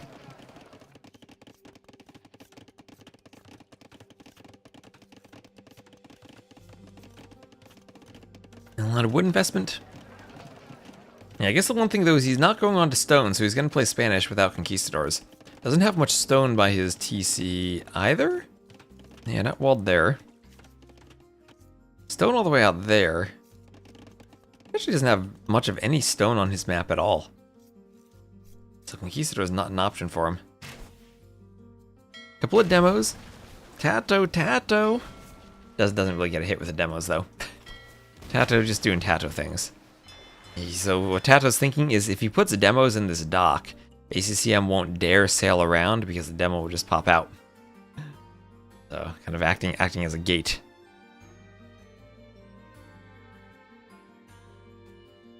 Steve is well aware of that. You can transport around the walls, but then you need a dock and a transport, so that's a bigger investment than just literally walking through a hole. Oh, Tato has a dock on the backside too. ACCM, if he notices the house, will scout the dock. So both players up, Tato up around 40 seconds faster. And Tato is Tatoing. Okay. ACCM can't approach the dock. There can't be a hole, there will be a hole, indeed. And ACCM, he has the numbers advantage, 12-9, but because of that demo, he just doesn't want to dare take the fight.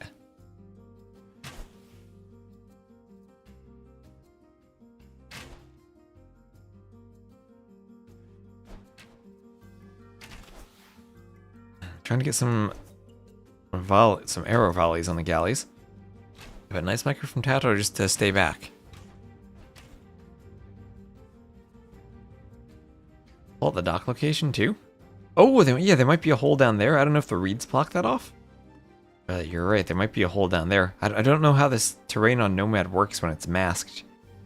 I generally try to avoid doing stuff like that on my maps, because I think it gets confusing for players to know which of these is walkable or dockable or buildable or not. 40 chests, intentional hole to trap the units. I don't know if he's thinking that far ahead. And Dayu Dacia, thank you for the follow on Twitch. Thank you very much.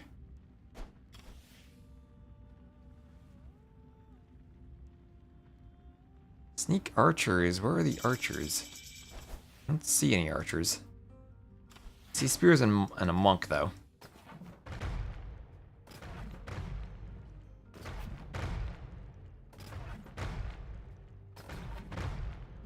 So my maps are just confusing. I have to play them to know what's possible. Yeah, this like here, like whether the beach is on top or below the water determines whether you can walk on it or not, or determines whether it has the properties of the beach or of the water. And this is just impossible to tell by looking at it unless you really know what's going on. And I've done so many maps, I don't even know what's going on. So demo for ACCM, it doesn't hit Tato either. Both players trying to demo. Might want to repair the dock. That would be a good idea if he had a villager nearby. A lot of walking time to get away from his TC. And he has redocked elsewhere where there are more plentiful fish. So it's a great gate, but that's how he intends to use it for now, as a gate with demos inside.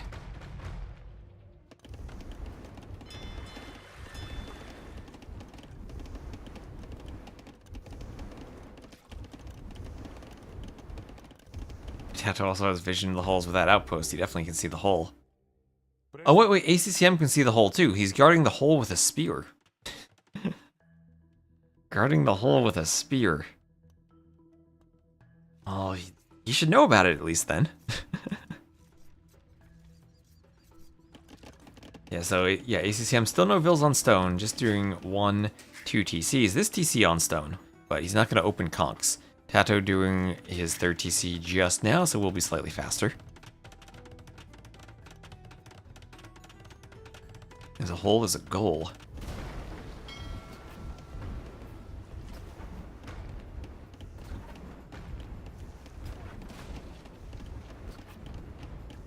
So fire's going down.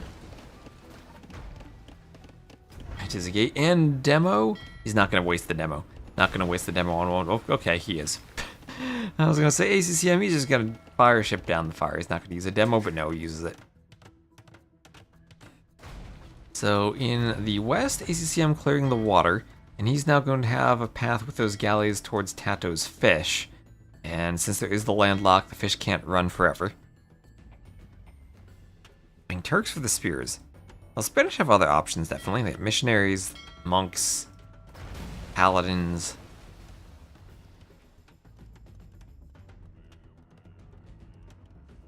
Arbs.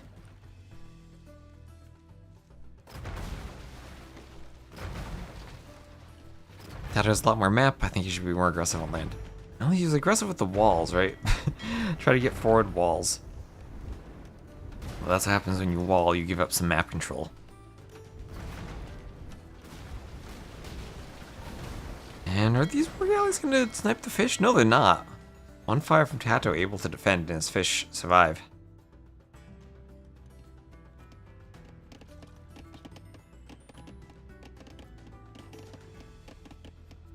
So 56 to 57 vills, but 1k more res collected for ACCM. Let's maybe look at the... What is this graph?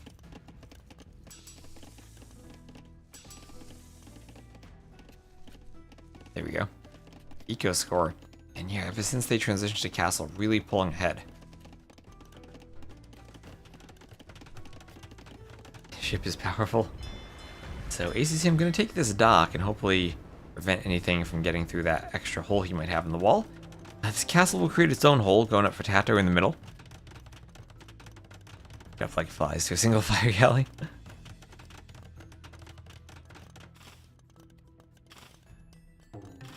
So there goes the castle. We'll be taking out the house and trying to punch through the palisade. Leche, a good option against Spanish. If there are no conquistadors, absolutely. And if there are conquistadors, you combo them with monks and skirms, I think. Still one of your best units is Lithuanians. And here comes the first one. 3 relics also for Tato, so 3 relics for Leche will be great. And, ooh, ACCM going for the relic. Tato, stop that, though.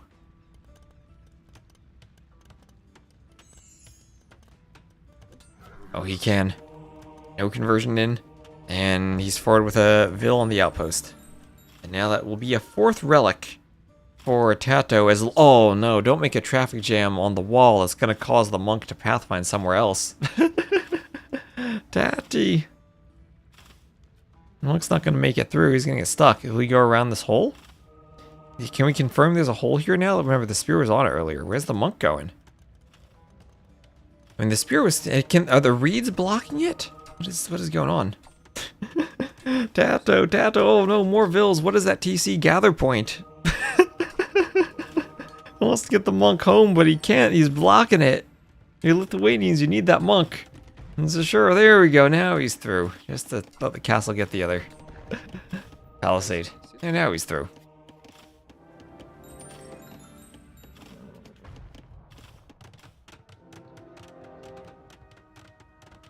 And while Tato wanted the forward workshop, ACCM will do the defensive castle right away. Yeah, I want to see the full path the monk was going to take. The husbandry wheelbarrow on the way. And a couple of light cav getting picked by the Leche, that monk bringing his relic back to that monastery.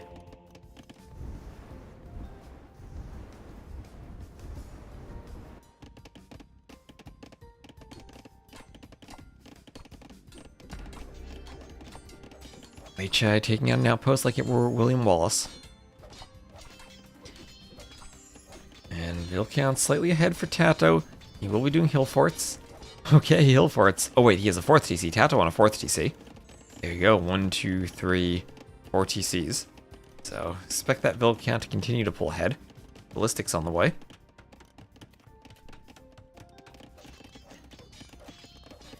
I'm confused by what he's doing. I mean, I think ACCM was just kind of forced onto this. Now he's doing conks because he didn't have stone at the start. Right, as Conk and Mangonel trade each other down. He wasn't able to open with the castle. They were far apart and he didn't have stone, so he had to mine stone and then go for conks later.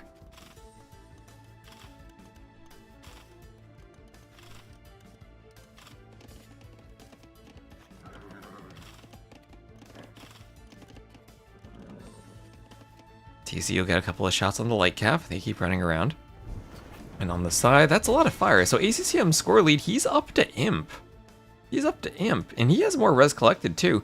And is down in Vil numbers, but up in res collected, and on his way to the Imperial Age. Alright, could maybe start trebbing that castle soon. Should have a hill upon which to deploy his trebs.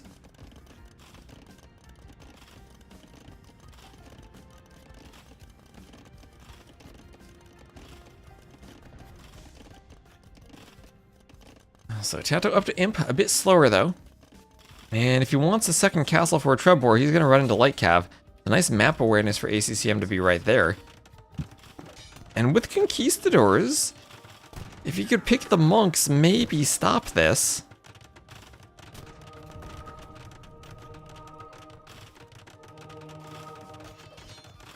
And one monk going down, second one not going down. Really afraid of that conversion. And for good reason. Monks can't hit the broadside of a barn there, and Vil can garrison safely. Masonry on the way for both, so Masonry up to Imp. Seeing this a lot these days, more HP for the castle will help in the Trebors. ACCM not enough stone for a second castle himself. Chemistry and bombard cannons are an option for both civs. Neither civ has siege engineers. So 12 range cannons. And TC on the gold and woodline over to the west. As he's going to keep booming, do a second castle. As he bought a bit of stone at the market. Now this is going to be a double castle Trebor from both players. Going to take Tato so long to get full upgrades on the Lechai. Well, to be fair, he has 5 relics now. 5 relics for Lithuanians is insane. You only need 4, but even the gold income on top of that. So there's ACCM, 2 castles. Did get the second one up. Still making a conk, unqueuing it for a Treb. I could get a Treb in here too.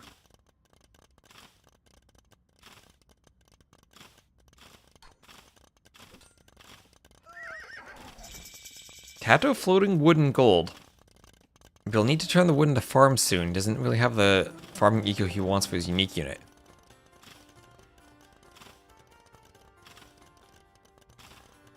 Inquisition. So he's getting a couple of conks in the back.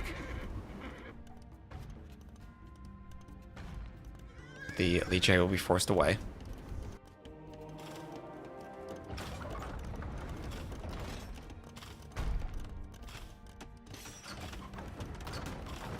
Alright, and we're closing in on 1,000 viewers. We're at 700 on Twitch and 250 on YouTube. So thank you all. This castle being trebbed. It's 3 trebs.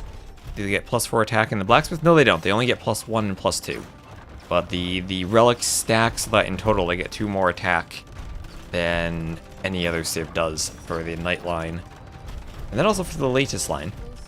But also the Lechai ignore armor. His castle is downhill. I think his castle is downhill from the trebs. This is probably a situation where they both get a lot of trebs out and end up clearing each other's castles.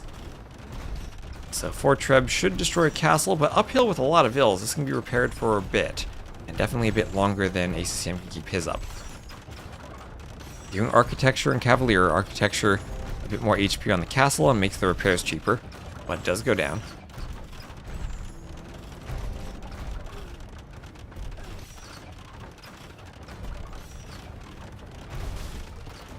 And losing some Vils as he has to run trebs. Loses 1. And great job repairing from Tato. Where the rest of the Lechai. He's not raiding anywhere, but he did get a castle drop on this TC to the west. ACCM still has the water control. He's trying to take out the blacksmith with the fires. Might succeed there. Taking out a tower on the side.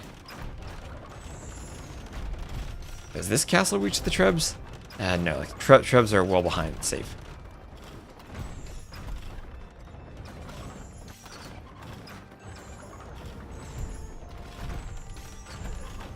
And now the bombard cannon coming forward for ACCM. We can use that to try to keep the Trebs away. Has to be wary of the monk that is out.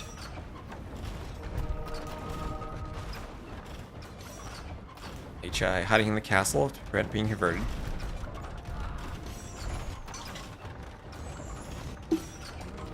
And monks want those conversions. Treb war continuing. This castle far enough away from the Trebs is not getting hit. Usually you do want to be hitting castles rather than Trebs, because Trebs are much easier to repair.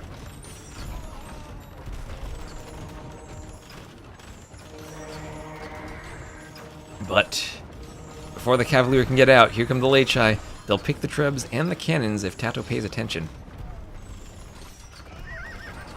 My voice might have echoed because I had my water bottle open there. So all the siege goes down, all the siege goes down. And the Lechai can just run back.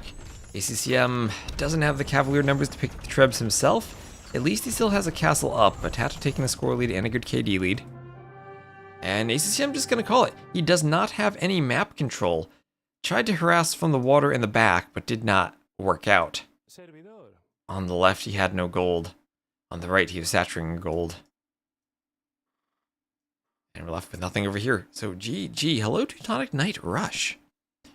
And ACCM Siege, all is dead. His hope would have been to get Imp faster and win the Treb fight. But good call from Tato to go for the double castle job, use the hill and the repairs. Oop, wrong overlay there. Sorry. Got my hotkeys wrong. Strange these resigning so soon. It felt like this game was pretty over when he lost his siege, maybe. Did I show the stats? I didn't even show the stats, did I? Yeah, gotta transition better. So, yeah, 76 to 52 KD for Tato. ACCM slightly more res collected at the end, but the KD was just so bad, and Tato had 5 relics. And the key would have been the imp timing for winning a Treb fight, but without that, he has no map control. Karto, whom we will have more Karto soon, because I need to do all the playoffs of the community leagues. I wanted to just do one big marathon stream where I do the finals of everything. That'll come up at some point, probably in the next week or two. That's 2-0 for Tato. It is indeed a best of 7. So that's ACCM losing Nomad. And for the Civs, it's a win. For the Lithuanians.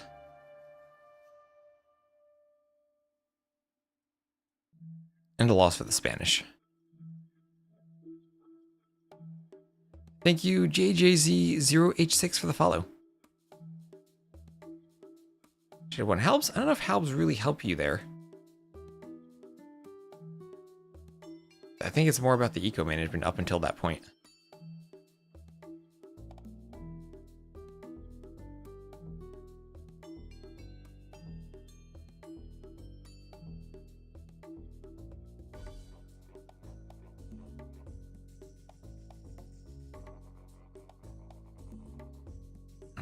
Twitch creator dashboard isn't loading.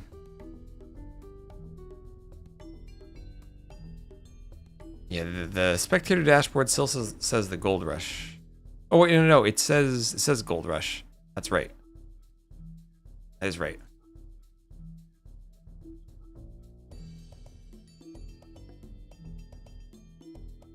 I don't know, I have a 20-second spec delay than Georgians versus Hindustanis.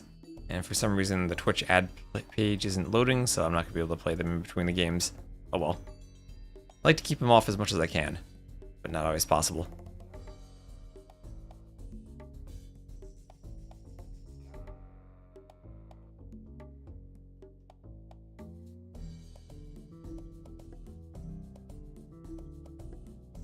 Are they playing only AoC civs? Nope, they're playing new civs too.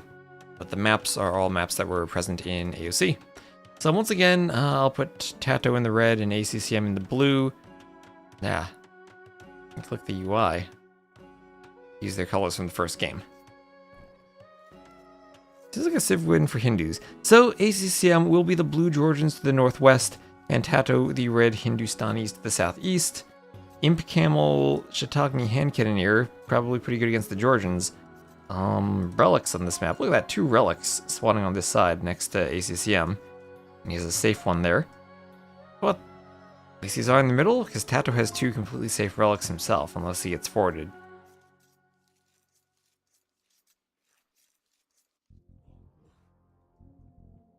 What do we have here? 8 bears in the middle. You can go for the good old Milmano Predator Rush. Make a spear and feudal, have it collect the bears and run to your enemy. Or militia in the Dark Age. One of the more fun parts of Gold Rush, all the bears. Now, this is also the double layer hill Gold Rush, where you have this ring on the outside, but you usually cannot TC it, although you can put castles on it. Then an even higher hill in the middle, flat at the top so you can TC it, you can castle it, you can get a lot of buildings up there, and hold the middle. That's what I'm saying, make it a Dark Age militia just to collect all the bears. And Bear Pit Mountain.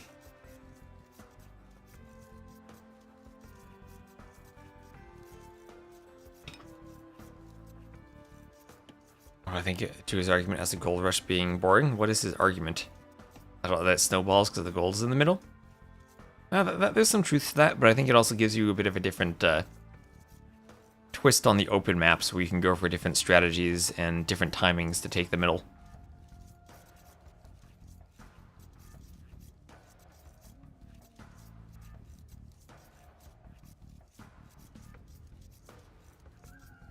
I think it's a nice twist, but also maybe the map you don't want to see over and over and over again.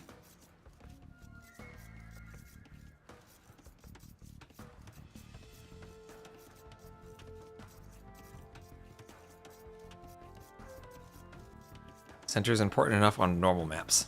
Maybe we could do the opposite, like golden ring around the outside. Let's see some amazing Bears offense. Ornlu, I'm sure he does. I'm sure he'd love his Bears sports team to have a good offense. Yeah, you've been enjoying Step. Step, I don't know, I've never really liked Step. It just feels like Arabia with extra steps. Which I guess is appropriate for being called Step. Bears that move around hunting people. And they should have bonus damage versus skirms. Like Step harder to wall? I feel like it's less necessary to wall though, because you have the TC in a better spot than Arabia. Like here, your TC on normal maps spawns in the most useless possible spot. Away from all your golds, or away from your wood lines. Yep, can protect farms, but doesn't protect anything you actually want to put vills on other than farms. Whereas on Step, you can just TC right against the wood line, right against a gold or a straggler tree at the start.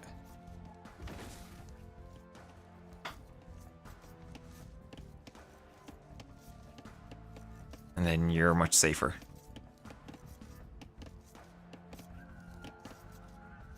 Golden ring around the outside, Valley of Kings. Oh, you're right. I guess I did do that for Valley of Kings. The gold is on the outside. We'd see some good late game games there in the show matches. I don't know if people actually figured out how to play it 2v2s other than Skirm Wars. Maybe it'll be a more fun map with the skirmisher nerf. And then if we can maybe have Vills attack the Gaia units on the outside properly.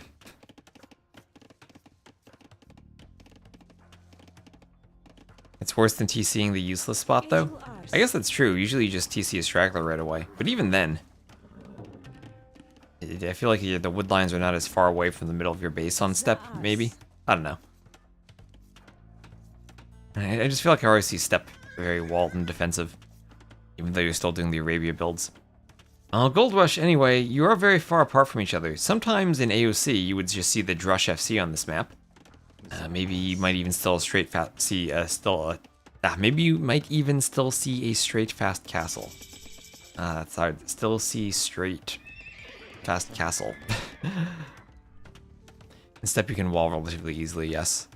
It's for the most part I feel like it's easy to wall, but then there are sometimes like you get a huge open map that's impossible to wall. I guess that's true for Arabia too. Was Land Nomad? No, it's not. You know, Dabu's Land Nomad is not actually an AoC map. Nomad is. But Land Nomad is a custom map. Maybe we could call it an AoC map because custom map scripting was introduced in the Conquerors expansion. But Land Nomad, despite how popular it was all those years ago on Voobly, was never actually an official map until DE. Yep, this is best of 7. There should be 7 dots on that scoreboard. Filter coffee.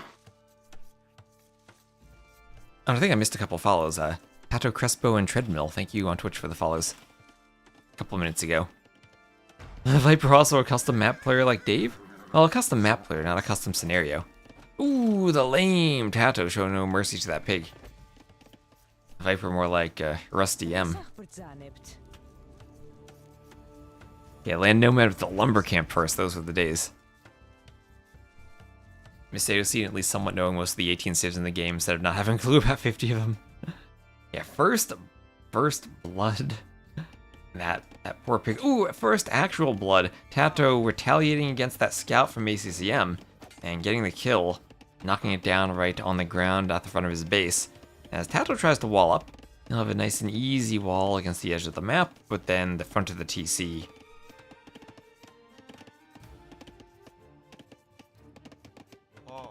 And north of it, a little barren.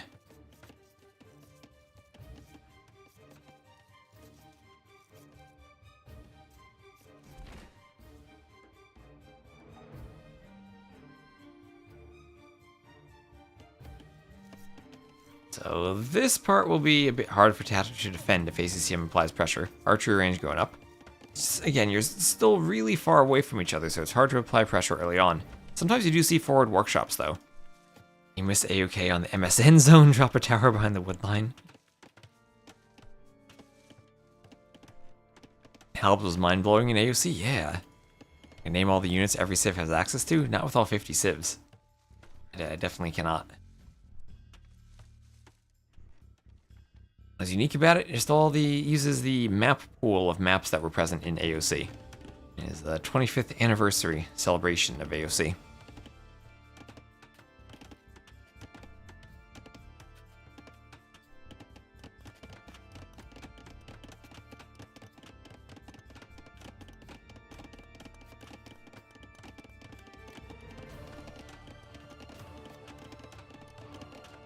Yeah, I think I'm gonna maybe do a show match for that AoK balance.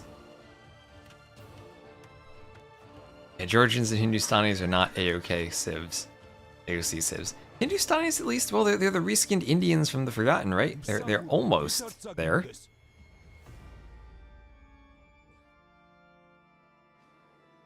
Units text and text tree holes for AoC. That I can do that better than now. First time watching you live? Well, hello, welcome to the YouTube chat. So now, ooh, the bear, going for the spear. The spear's attacking the archery range. The bear's gonna get a kill here.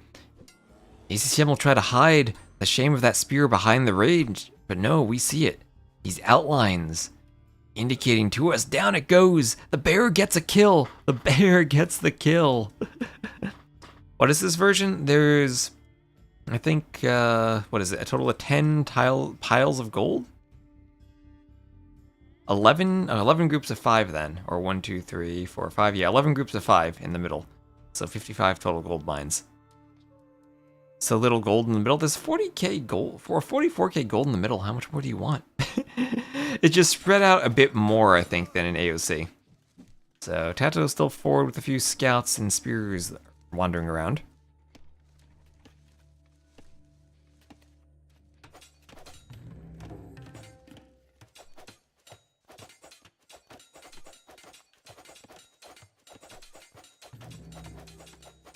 Archer is on the way.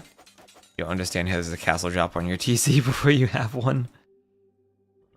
That comes down to build orders, I guess. I remember my first build order, I tried to do skirms and spears and it wasn't feudal until 15 minutes. But then you practice and you get better. And Land Nomad is definitely one of the trickier maps.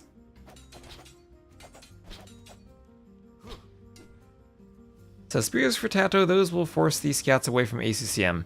Tato investing into forging, and also he does have horse collar. Oh no, he's gonna kill the bear. Poor bears.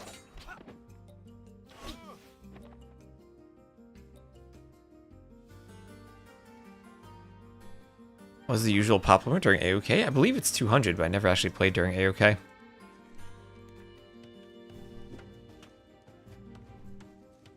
The Bloodline's on the way for Tato. Was it hard capped at 75? I'm pretty sure you could change it. At least in the like lobby creation screen.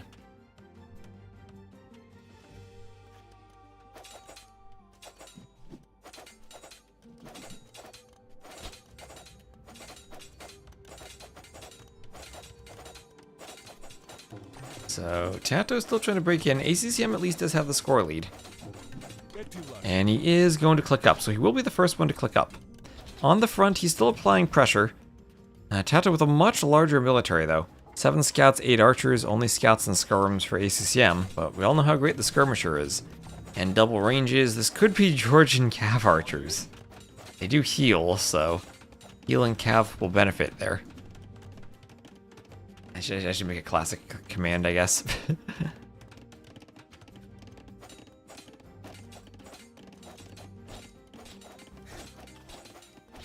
Did I play when I had to share IP address? I played by sharing direct IP games in like 2017. There were some user patch things that were never made it to Voobly that I played. I like shift delete with more features just with direct IP games. And that's how the AI scripters also played games, direct IP. That's honestly, user patch direct IP is probably still the best experience you can have playing Age of Empires. If you're like at a LAN doing a direct IP game, instead of like DE still using a server. Oh, that was nice at the ECL. Yeah, ACCM is from Vietnam.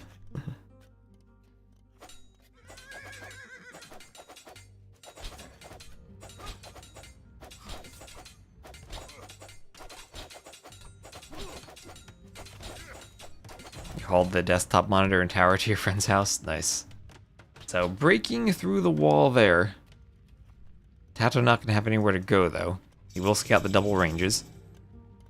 And Cav Archer right away. Not even bothering with Elite Skirm. ACCM just going to go for Cav Archer.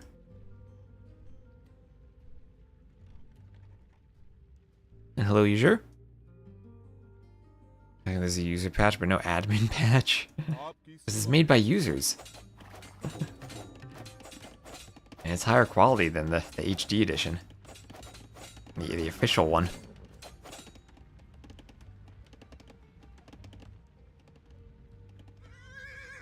And so the scouts hit the house and run away.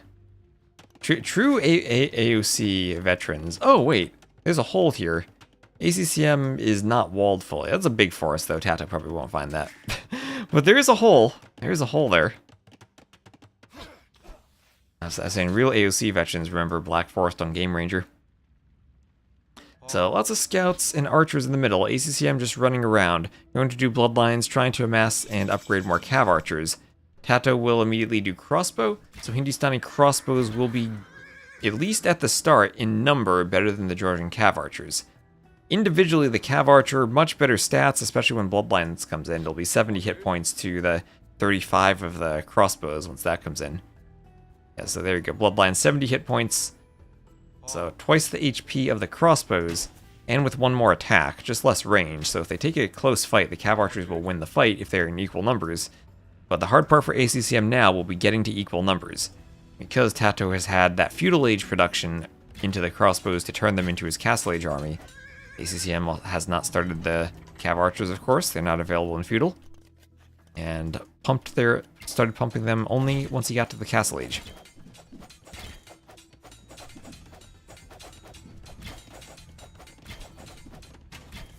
Turning Gates, and Turning Gates was 1.5. That was 1.5. But yeah, I agree that Voobly 1.5 was the peak. Now that was when everything worked. We didn't have to deal with a lot of the DE bugs that were added. So ballistics on the way for Tato. Armor for ACCM. ACCM and Tato both on 2 TCs. Both also TCing their home base. No one daring go to the middle yet. And Elite Skirm, finally ACCM clicking that. But I like that play from ACCM to amass the Cav Archers, not take a fight, and then do Elite Skirm. Make sure that you have enough Cav Archers to contribute to the fight before you're spending time on the technology.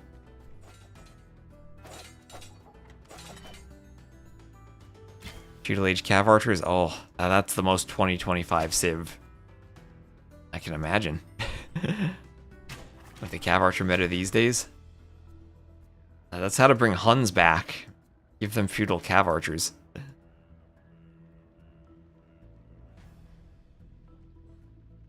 Well, Nilly never broke the pathing, Bobo. He spent months overseeing the pathing fixes. They haven't actually done any patches to the pathing since then.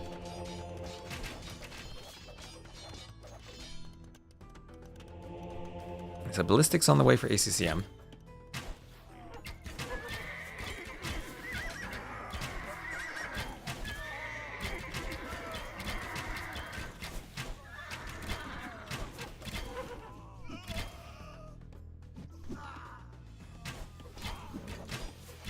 Light Cav will start hitting the skirms.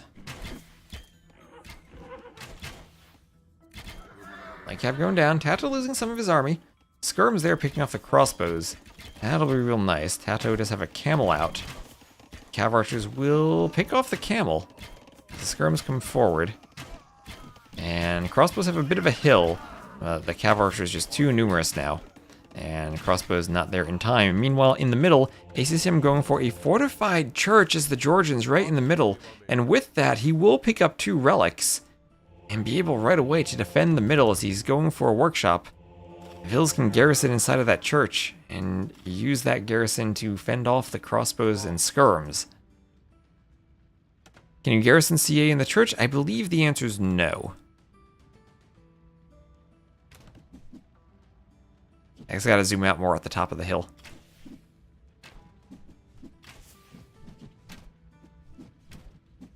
This Vils and monks, right? Yeah, just Vils, monks, and relics. Relics, do the relics shoot arrows for the Georgians, or is that an Armenian Civ bonus? I think the relics still shoot arrows.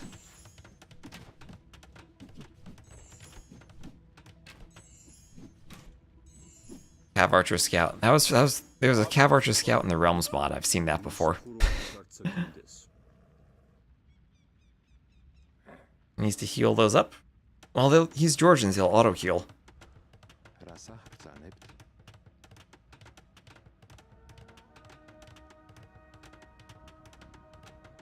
Your Light Cav is Georgians. Well, it's going to be Mangonels for ACCM. And he's going to rely on being walled. Ooh, he's noticing the hole in his walls and walling it up. Good job, ACCM. He might chop another hole, though. That tree has only 50 wood left. His skirm here at least will give him early warning of Tato's marching army. And he'll see it. You get an alert for that and notice he lost the skirm.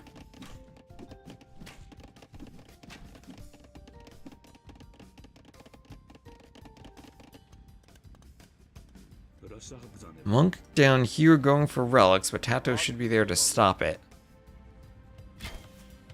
Cav Archer's looking to break into Tato's base, though, and ACCM's almost in. Tato has the wall behind this. Ballistics are on the Cav Archers. That Cav Archer trying to get off the edge of the map. But those Vils will start to go down. Has to some hasty quick walls from Tato. ACCM has to make sure it doesn't run in too deep and get the Cav Archers trapped. But he's fine to come back out now.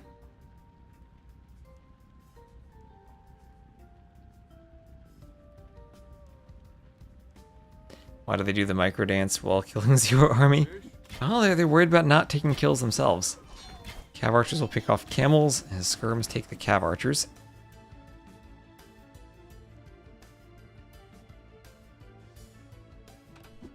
And now skirms preventing the overchop. Only 12 wood in that tree. But relic at home for ACCM. He's gonna, or monastery fortified church at home for ACCM. He's gonna go to take the relic. Apprehend if he goes longer. Whoever has the middle, probably, since it is Gold Rush. The gold control can kind of even out Civ differences.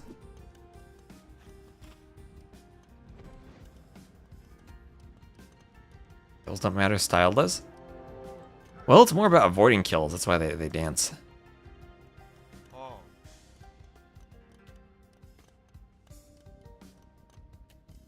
So, Castle, can Tato get this up? The good news for Tato is that he has skirms against Cav Archers. That'll keep the Cav Archers away. Bad news is ACCM has 2 Mangonels. They're coming back. There's a Mangonel in the workshop. Mangonel's not quite in position to deny the castle, though. And Tato has the army of skirms. And right now, ACCM does not have a way to fight this. His Mangonels were out of position. He is walled at home to keep the skirms out. Ooh, skirms doing a bit of harassment over here, though. Small raids. But the main thing is the castle in the middle. Mangonels are forward to try to hit the Castlevilles. But the camels will keep the Mangonels away. Melee damage to destroy the Mangonels. And Tato will get this castle up right on ACCM's middle TC. So just out of position with the Mangonels. Had he been there from the start, maybe he could have denied that. But now Tato getting some nice raids. 3 skirms being so disruptive to ACCM. With the mule cart, he's trying to chase them down. Oh, this is annoying now. Skirms everywhere. Again, Tato, he made more skirms. 37 skirms to 9. Skirms OP. Bloodless call on the GG.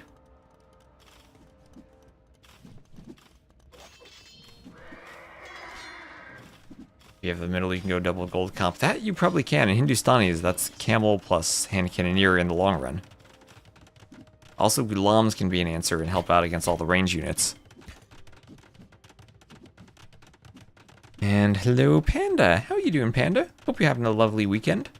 Hope you're having... Did you say today was your day off the other day? If it is, I hope you're having a lovely start to your day.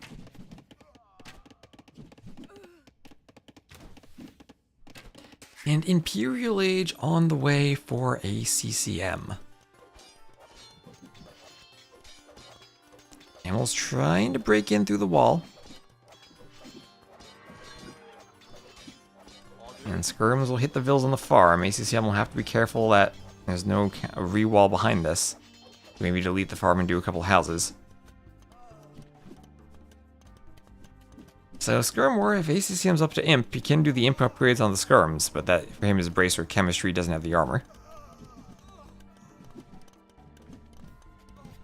Single-minded. Well, ACCM has been making Skirms this whole game. It's not like he's been single-mindedly avoiding them. Just... he's not been making as many as Tato. So Tato up to Imp as well. He'll be a minute behind ACCM. Sometimes the uptiming differences matter, though, if you want to go for a Treb and fight in the middle. But Georgians, how do you protect the Trebs from melee units from the Gulams? You could go hand cannoneer, but that requires chemistry first, and that's a long time.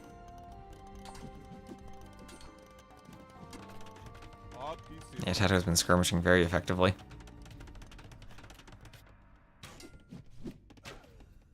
Do they unironically need to be nerfed? That's what everyone says. I think people have been hoping for that. The thing about the skirms is that once you get a lot of them, right, because Tato is 24, doing 1 arrow damage per javelin and you micro them properly to keep them under your TCs or your castles, they just grow in number until they get to the point where that 1 damage adds up. And even stuff like Cav, suddenly the skirms can take decent fights against them. And of course these days players much better at avoiding Mangonels. And Alikunk, thank you also for the follow earlier. Thank you very much. The castle going up at the front for Tato. So even with ACCM's forward castle, Tato will dare to put this here. See, both civs do have siege engineers. And bombard cannons.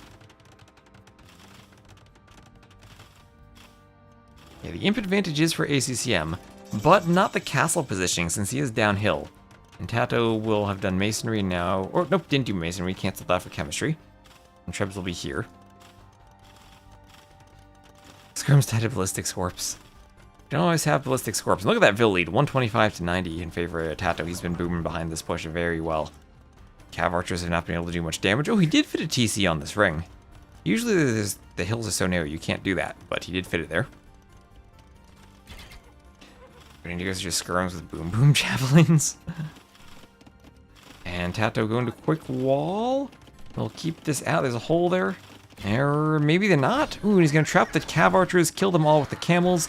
There goes a good chunk of ACCM's army. We'll have another 10 cav archers there. They will all go down, and he will call the GG, as in the middle, Tato has deployed his trebs. ACCM not going to keep that castle alive, even as the Georgians, and Tato goes up 3-0. ACCM will need a reverse sweep these finals, but Tato, 74 to 83 KD. Much better eco, and he has looked dominant in these games so far today. GG. CA War Toast. Make skirms slower? Well, if skirms were slower, they wouldn't counter archers as well, so you still need to have that counter to the crossbows. It's more against the non-crossbow units where I think skirms have their problems. So, 3-0 for Tato. He's going to be looking for the sweep. Get your Doritos in the chat. As that was Gold Rush lost by ACCM. Still has Arabia. Yeah, or could pick one of Tato's home maps.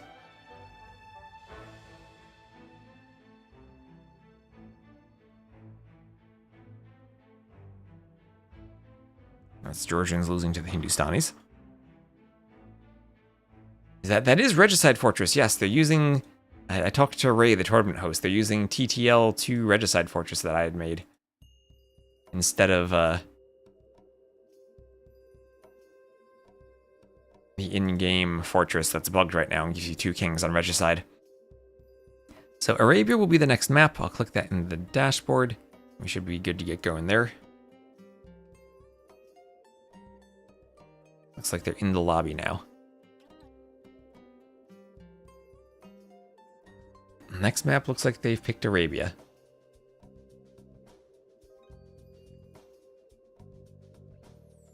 Maybe we should have made a couple buildings to block Tato's castle. It's hard to block a castle completely. You can block TCs, but not really buildings.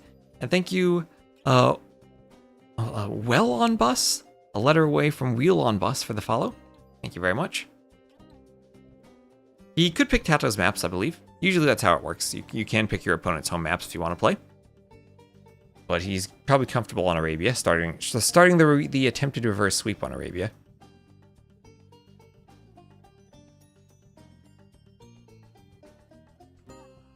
Yeah, the nerf that people always suggest for skirms is the training time.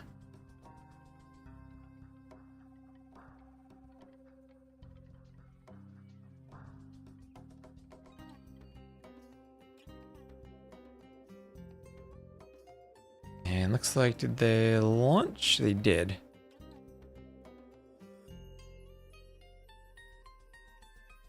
And I'll have a 2-minute spec delay.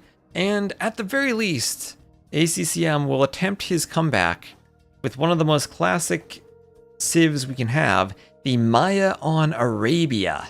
Only Tato had gone Huns, but he will go Slavs. So Slavs versus Maya, if it goes late, and Slavs have all their siege upgrades, they can maybe flatten the Maya before that. Ooh, I mean, they all have good farms, otherwise I'd probably prefer Maya on Arabia. Yeah. Training time is what people usually suggest for nerfing skirms. I'd always said that maybe changing the minimum range, increasing it slightly could be good.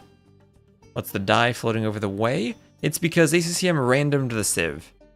He didn't pick a civ in time, so he randomed it.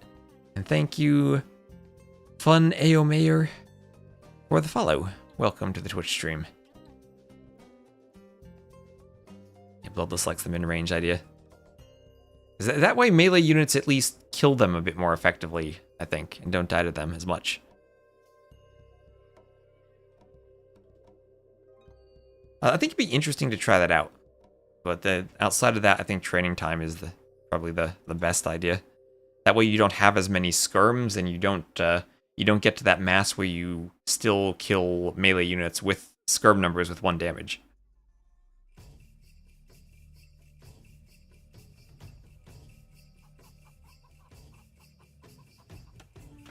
Alright, so here we are, Tato in a dominant position against ACCM, but ACCM will look to start his reverse sweep with what could be more classic AoC than the Maya on Arabia. He'll be playing in the blue to the north, and then Tato will be playing as the red Slavs to the south. And oh, this is not classic, this is Chicken Arabia, Players will have 8 chickens. Could make maybe men-at-arms a bit more viable if you can rush down the chickens. Skirms win all. And I mean, so far, Tato's made more skirms and he's won. Because he's made more skirms, right? We'll see if ACCM has that single-minded avoidance of Mayan skirms in this game. Chicken Arabia. Chicken Arabia. Oh, also to Booze, you finished your Cobra car, right? I think I saw you post a photo in the Discord. Yeah. If you haven't been around the past couple days, Lego officially released a Cobra car set, which is the closest we're ever going to get to AoE 2 official Legos. So I built it on stream. Larger minimum range also makes CA potentially counter them, though.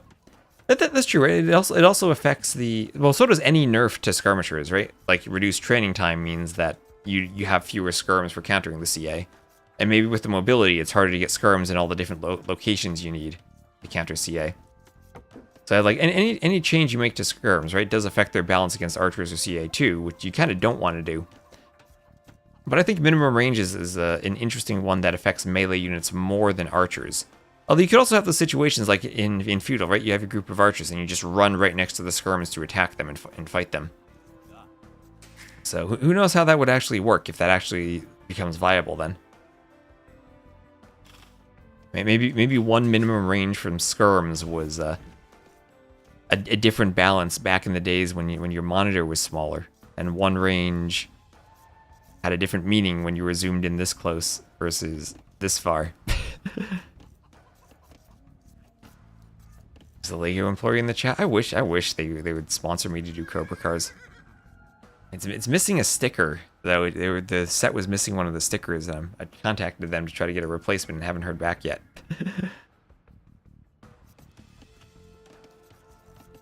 Yeah, so I mean, they are the better skirm civ than the Slavs, right? Slavs miss Bracer.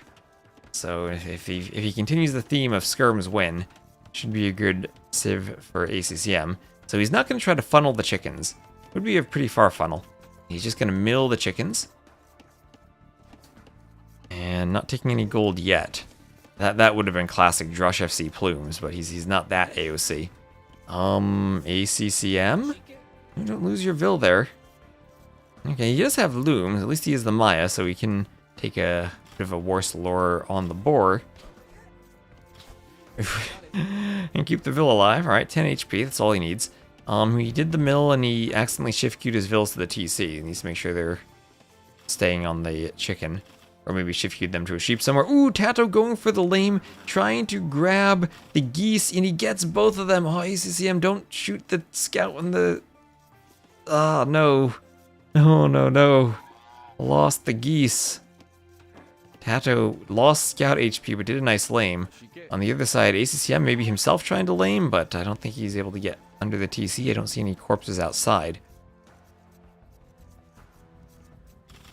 ACCM playing with fire. Oh, okay, he's trying to counter lame, but he's going to lose the scout? Okay, he got 3 geese, though. Is that worth it, an eagle for 3 geese? That's 300 food he took away. He's not going to have scouting, but maybe. Okay, that's a trade at least. Need that car to complement your castle. Nice. I've never actually done like custom stuff with Legos before, but I saw there are lighting kits available for the Cobra car. Ray was talking about that in the chat the other day. That might be cool, like to hook the, like when I use a webcam, hook the Cobra car up. Oh, as Tato loses his scout to the TC. So 2 dead geese to 3 dead geese. ACCM winning the geese war as they both lose their scouts. Well, like hook the Cobra car lighting up to a sub alert, so when someone subs on Twitch and I use the webcam, the Cobra car lights up in the background. That would be pretty cool. So ACCM first he Titanicked by losing his geese, but then Tato Hindenburged by running his scout into the TC and just dying it. So both players playing without a scout, no idea what each other is doing. And Tato not going out to the gold yet, just taking the chickens, the wood, and the berries. He might just settle for a standard scouts opening here. Yeah, a total geese war going on. YouTube chat, it's now it's worth it, right? Now it's worth it. I mean, maybe it would be better just to pick off a couple of geese, keep the eagle alive, heal it in the TC, but barracks for ACCM rather far forward on this hill. Hill's kind of large as far as DE hills go, but it's still the small and bumpy generation. I'm just glad it's not an emu war. Emulate different AoE2 units around your castle? Nice.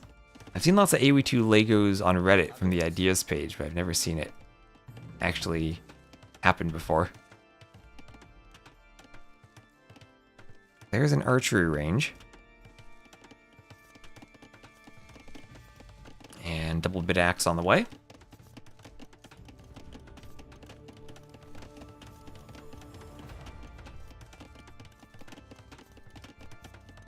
And double bit axe already in for Tato.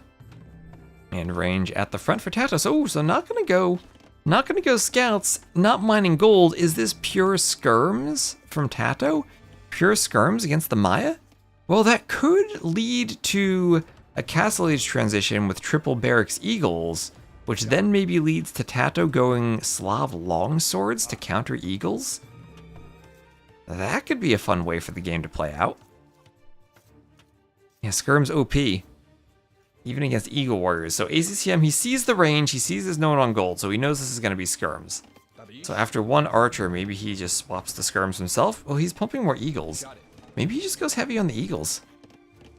Could go like eagle skirm, eagle archer.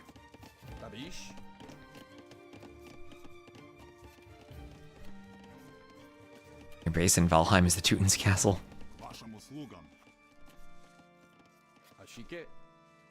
This eagle will keep hoovering around the TC.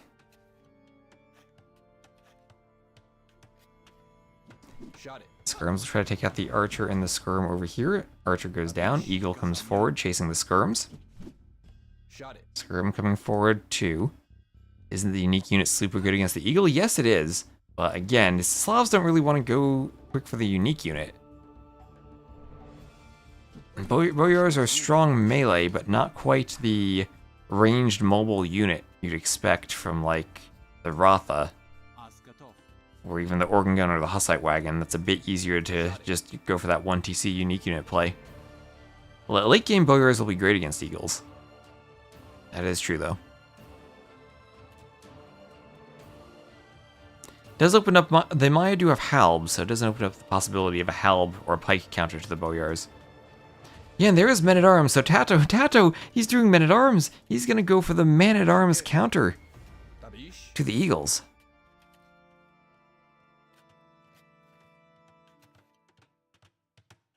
Eagle pike, yep, it is one upgrade. Although, and you're also just kind of doubling up with your pikeman plus eagle blacksmith upgrades too.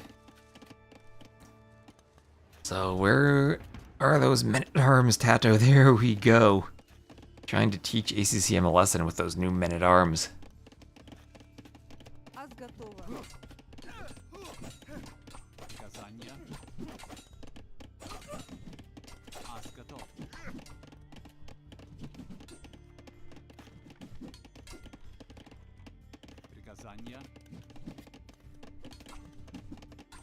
And blocking gets the Vil, takes a volley of arrows, but alright, ACCM now 2-0 on the Eco KD.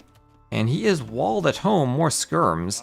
And if he sends his own skirms out, he will have the numbers advantage there. A few eagles there, so Tato should end up losing a skirm. At the same time, ACCM raiding in the back.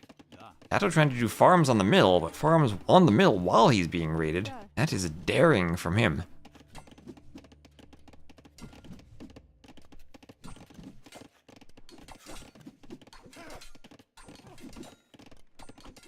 Maya get halb too? Yes, they do. Yes, they do. An imp. The Aztecs were the Mesoamerican civ that only had the pikemen. The Maya always have had halb. So eagles have to run away from that man-at-arms. He has a +2 against shock infantry. Eagles themselves, they are shock infantry.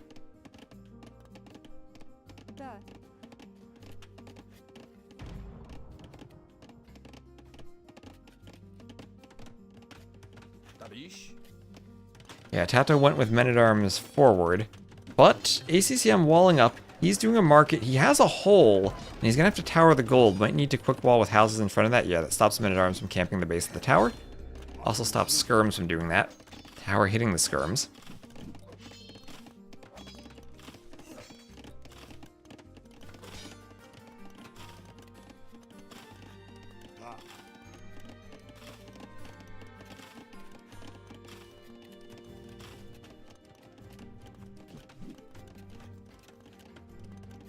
Skirms take out the men-at-arms.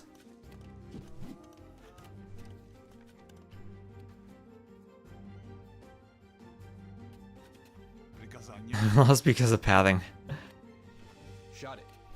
Tato needs help from Nilly. So there is scale mail armor and ACCM long distance mining stone. How much stone did he get? Got 30. So he could sell stone to click up now. Now that he has over 100. And I feel he could do a second TC when he gets up. I feel like the long distance mining of stone usually, yeah, he goes up. Let's see if he goes for more. Yeah, you kind of want to get 50 stone, then you can do a second tower. So 9 skirms to 13, Tato with the skirm advantage now. And with some men-at-arms maybe to help deal with skirms.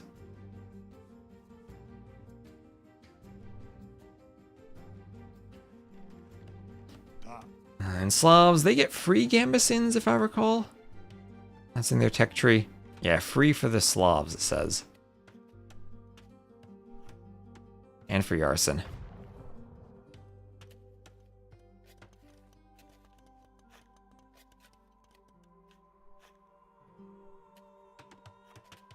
Back eagle is gonna get in. Ooh, but house goes up. Man-at-arms hits the eagle. Houses go up. But okay, ACCM in with some eagles. Men-at-arms are slower.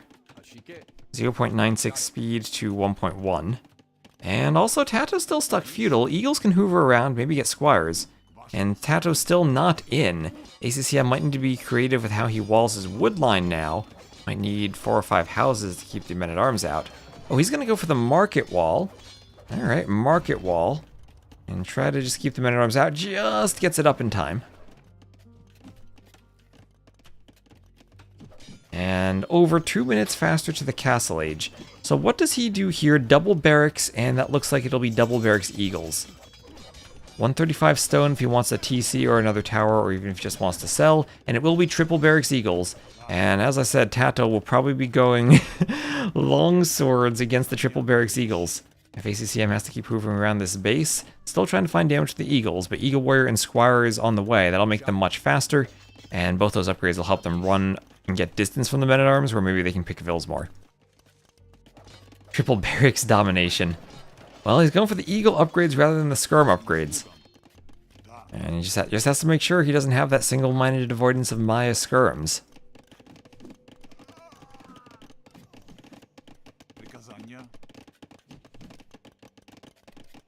Eagles versus longswords. Longswords absolutely destroy eagles, but they have to catch them. Eagles do have more mobility. As we're seeing here, they're trying to run from the men-at-arms, fight the vills on those berries. That's a vill going down, 2 more very low HP. 2 eagles do go down for ACCM though, maybe a mistake to lose them. Could have done much more damage up here away from the men-at-arms. Now look how speedy they are, 1.26 speed to 0.96. They're much faster. Can make some distance. Tato up to castle. And skirm versus skirm. A few eagles and men-at-arms there. Tato winning this fight with the numbers. That one men-at-arms annoying. Another eagle coming in. A few more eagles coming. Okay, and 2 eagles might even clean up all these skirms. 3 eagles. Okay, more eagles definitely will. So both players losing everything. ACCM at least sacrificing some army to keep Tato positioned here, microing in the fight, and then everything gets cleaned by eagles. We'll have a second TC forward for ACCM on his stone. And this is something that ACCM cannot fight, especially not as the longsword upgrade is in and they have the hill advantage. So that's +6 versus eagles now. +6 against that shock infantry class. And we're gonna have a workshop from Tato. So how do you defend this then if you're ACCM? Maybe defensive workshop, go for the Mangonel War with a few monks under your TC, and eventually try to get a castle and plumes. And try to go plumes against the longswords. Plumes do have an attack bonus against infantry, so they are wonderful against longswords. Have to be careful about the Slav siege, though. Plumes are still a ways off. Let me check my Discord messages just in case I'm getting a panicked R-base about Regicide Rumble. Oh, I'm not. It's the photographers. Okay, good.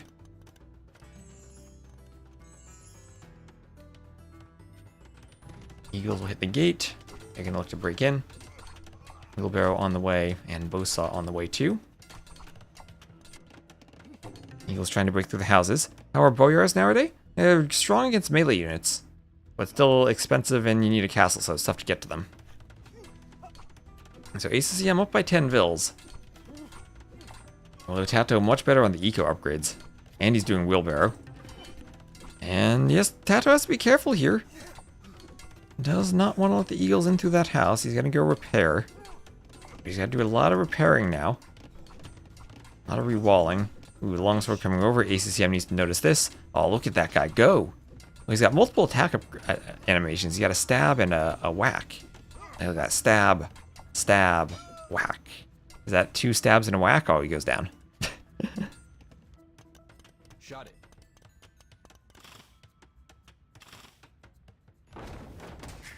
And Mangonel going for the TC. And Sanctity on the way for ACCM. Sanctity and Crossbow on the way.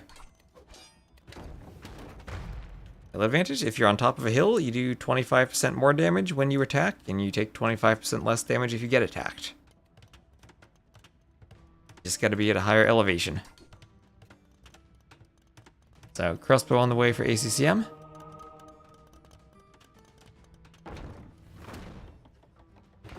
That Mangonel on the hill gets the advantage, attacking the monks there. But it dodges for the most part. And just take the high ground. Mangonel's repaired.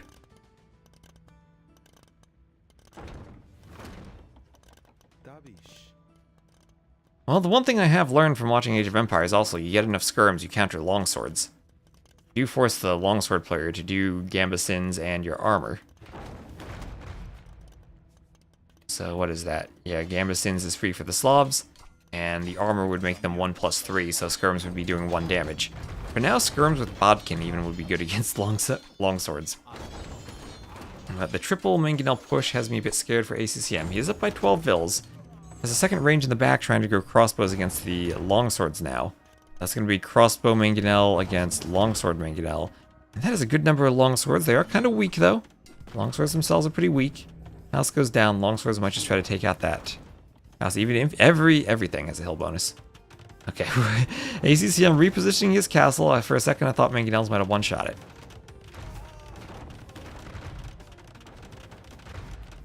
Arson is scary. And Scorpion out on the way. So 4 Mangonels for Tato in this push. ACCM has to hope that castle protects him. And ACCM loses his Mangonel, doesn't even get a kill. Ooh, things are looking better and better for Tato, who's looking for the sweep of ACCM. Looking to get the brooms out. Armor on the way. Now his longswords will not care about skirms. Well, until the skirms get like 60 of them. But they'll only take 1 damage. Plumed archers on the way. That's more armor against the plumes, but the infantry attack bonus ignores armor. Yeah, that's a sad castle placement. Would have loved to see the castle maybe more like in between the TCs, but one castle is something that as an attacker you can work around and find more angles. Yeah, exactly. Castle won't matter if he tries to eat this TC. And he's got 4 Mangonels that are looking mighty hungry right now. Scorpions picking the eagle. Mangonel, finally a good trade for ACCM. Monks there for conversions of the longswords. Remember, no redemption for the Maya. So, ACCM won't be able to convert Mangonels. Tato could even go monks and add monks to this. Maya do have atonement. Slavs will just have the better monks in general. The monks do move slightly faster. So in monk versus monk conversions, you can run away or chase monks. So 3 TCs at home, 1, 2, 3 on one screen for Tato. Even if it's like AoC era zoom. Still see all of them on one screen. Now AoC zoom was probably around this for 1080p. So Monk, ooh, Monk tanks some crossbow shots there. It doesn't go down. Crossbow's gonna maybe camp under that tower, try to keep the Vils away from the stone. No ballistics for the crossbow, so they can't hit anything, and the Monk will come by for a conversion, and the tower will just get some hits on the crossbows, as the Vils have to run. Tower will hit the crossbows.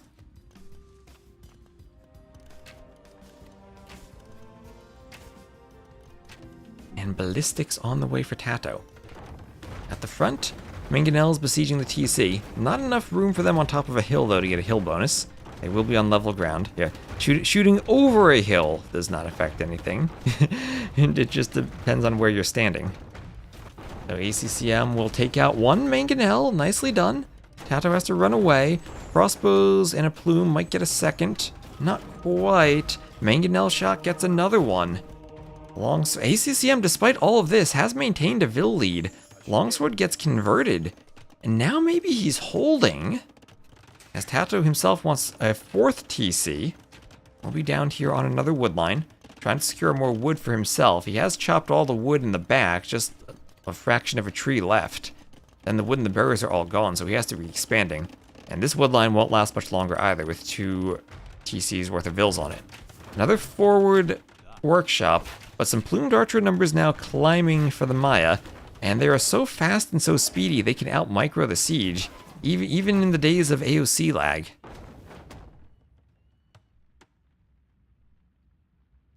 So Vil going for the repair.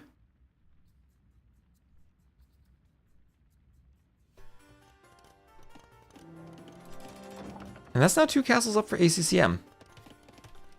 And Tato should be okay to hold behind this. I mean, ACCM should be able to hold behind this now. That should negate a lot of Tato's push.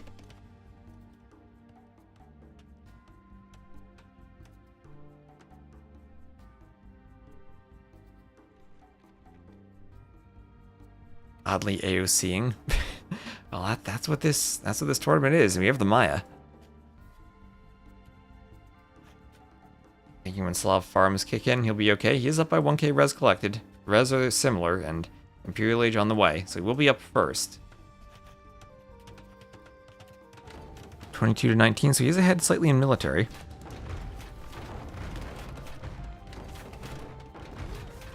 Nels trade some HP.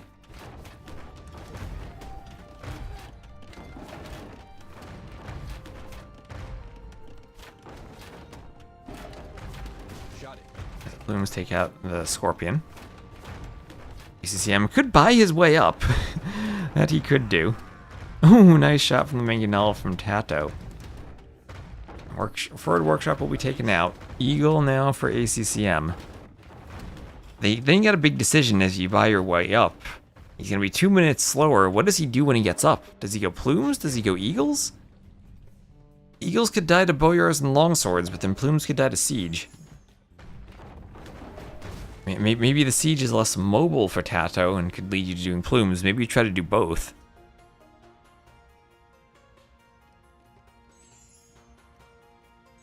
Only 18 military, he's got a tiny bit of everything.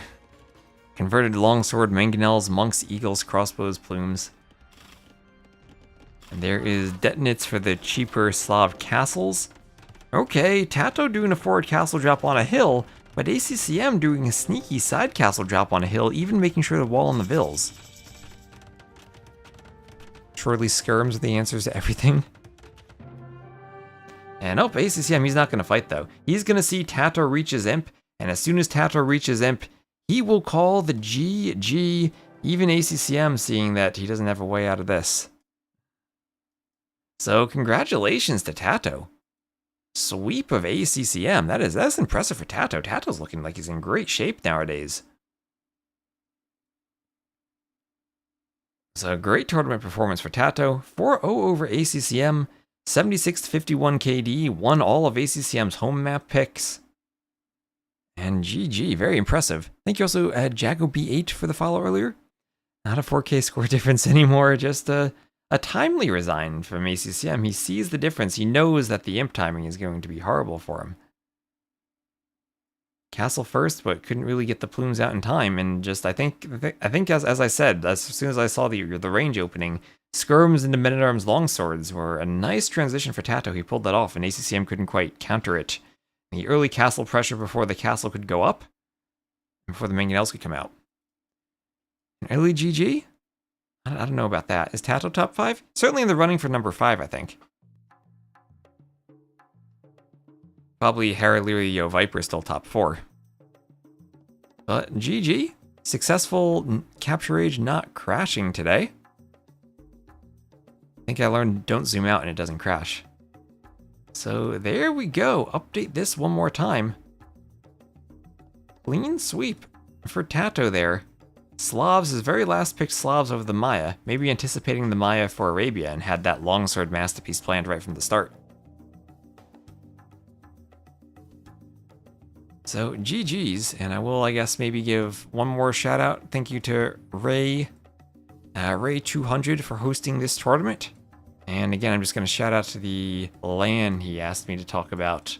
That's going on in Germany, October 2nd to 5th. So I'll just bring that up. There's my display capture. There we go. So October 2nd to October 5th. Your tickets on sale. There's a LAN, there's a free-for-all Regicide Rumble-esque tournament they'll be doing there. If you want to go meet up and hang out with some AoE 2 people, I clicked the ticket button, and the EN ticket button even has October in German. So it is a German LAN, but anyone who wants to go there, just it will be a fun meetup. And there also will be another Germany meetup later in the year that I will be going to. So, shout out to that, and thanks again to Ray for hosting the event. Has there been anything new on what Leary and Hart are doing? I have not heard that. We're in Germany. It is in Volkmarsen near Kassel. So I've never been to that area of Germany. I think it's a bit south of Bielefeld.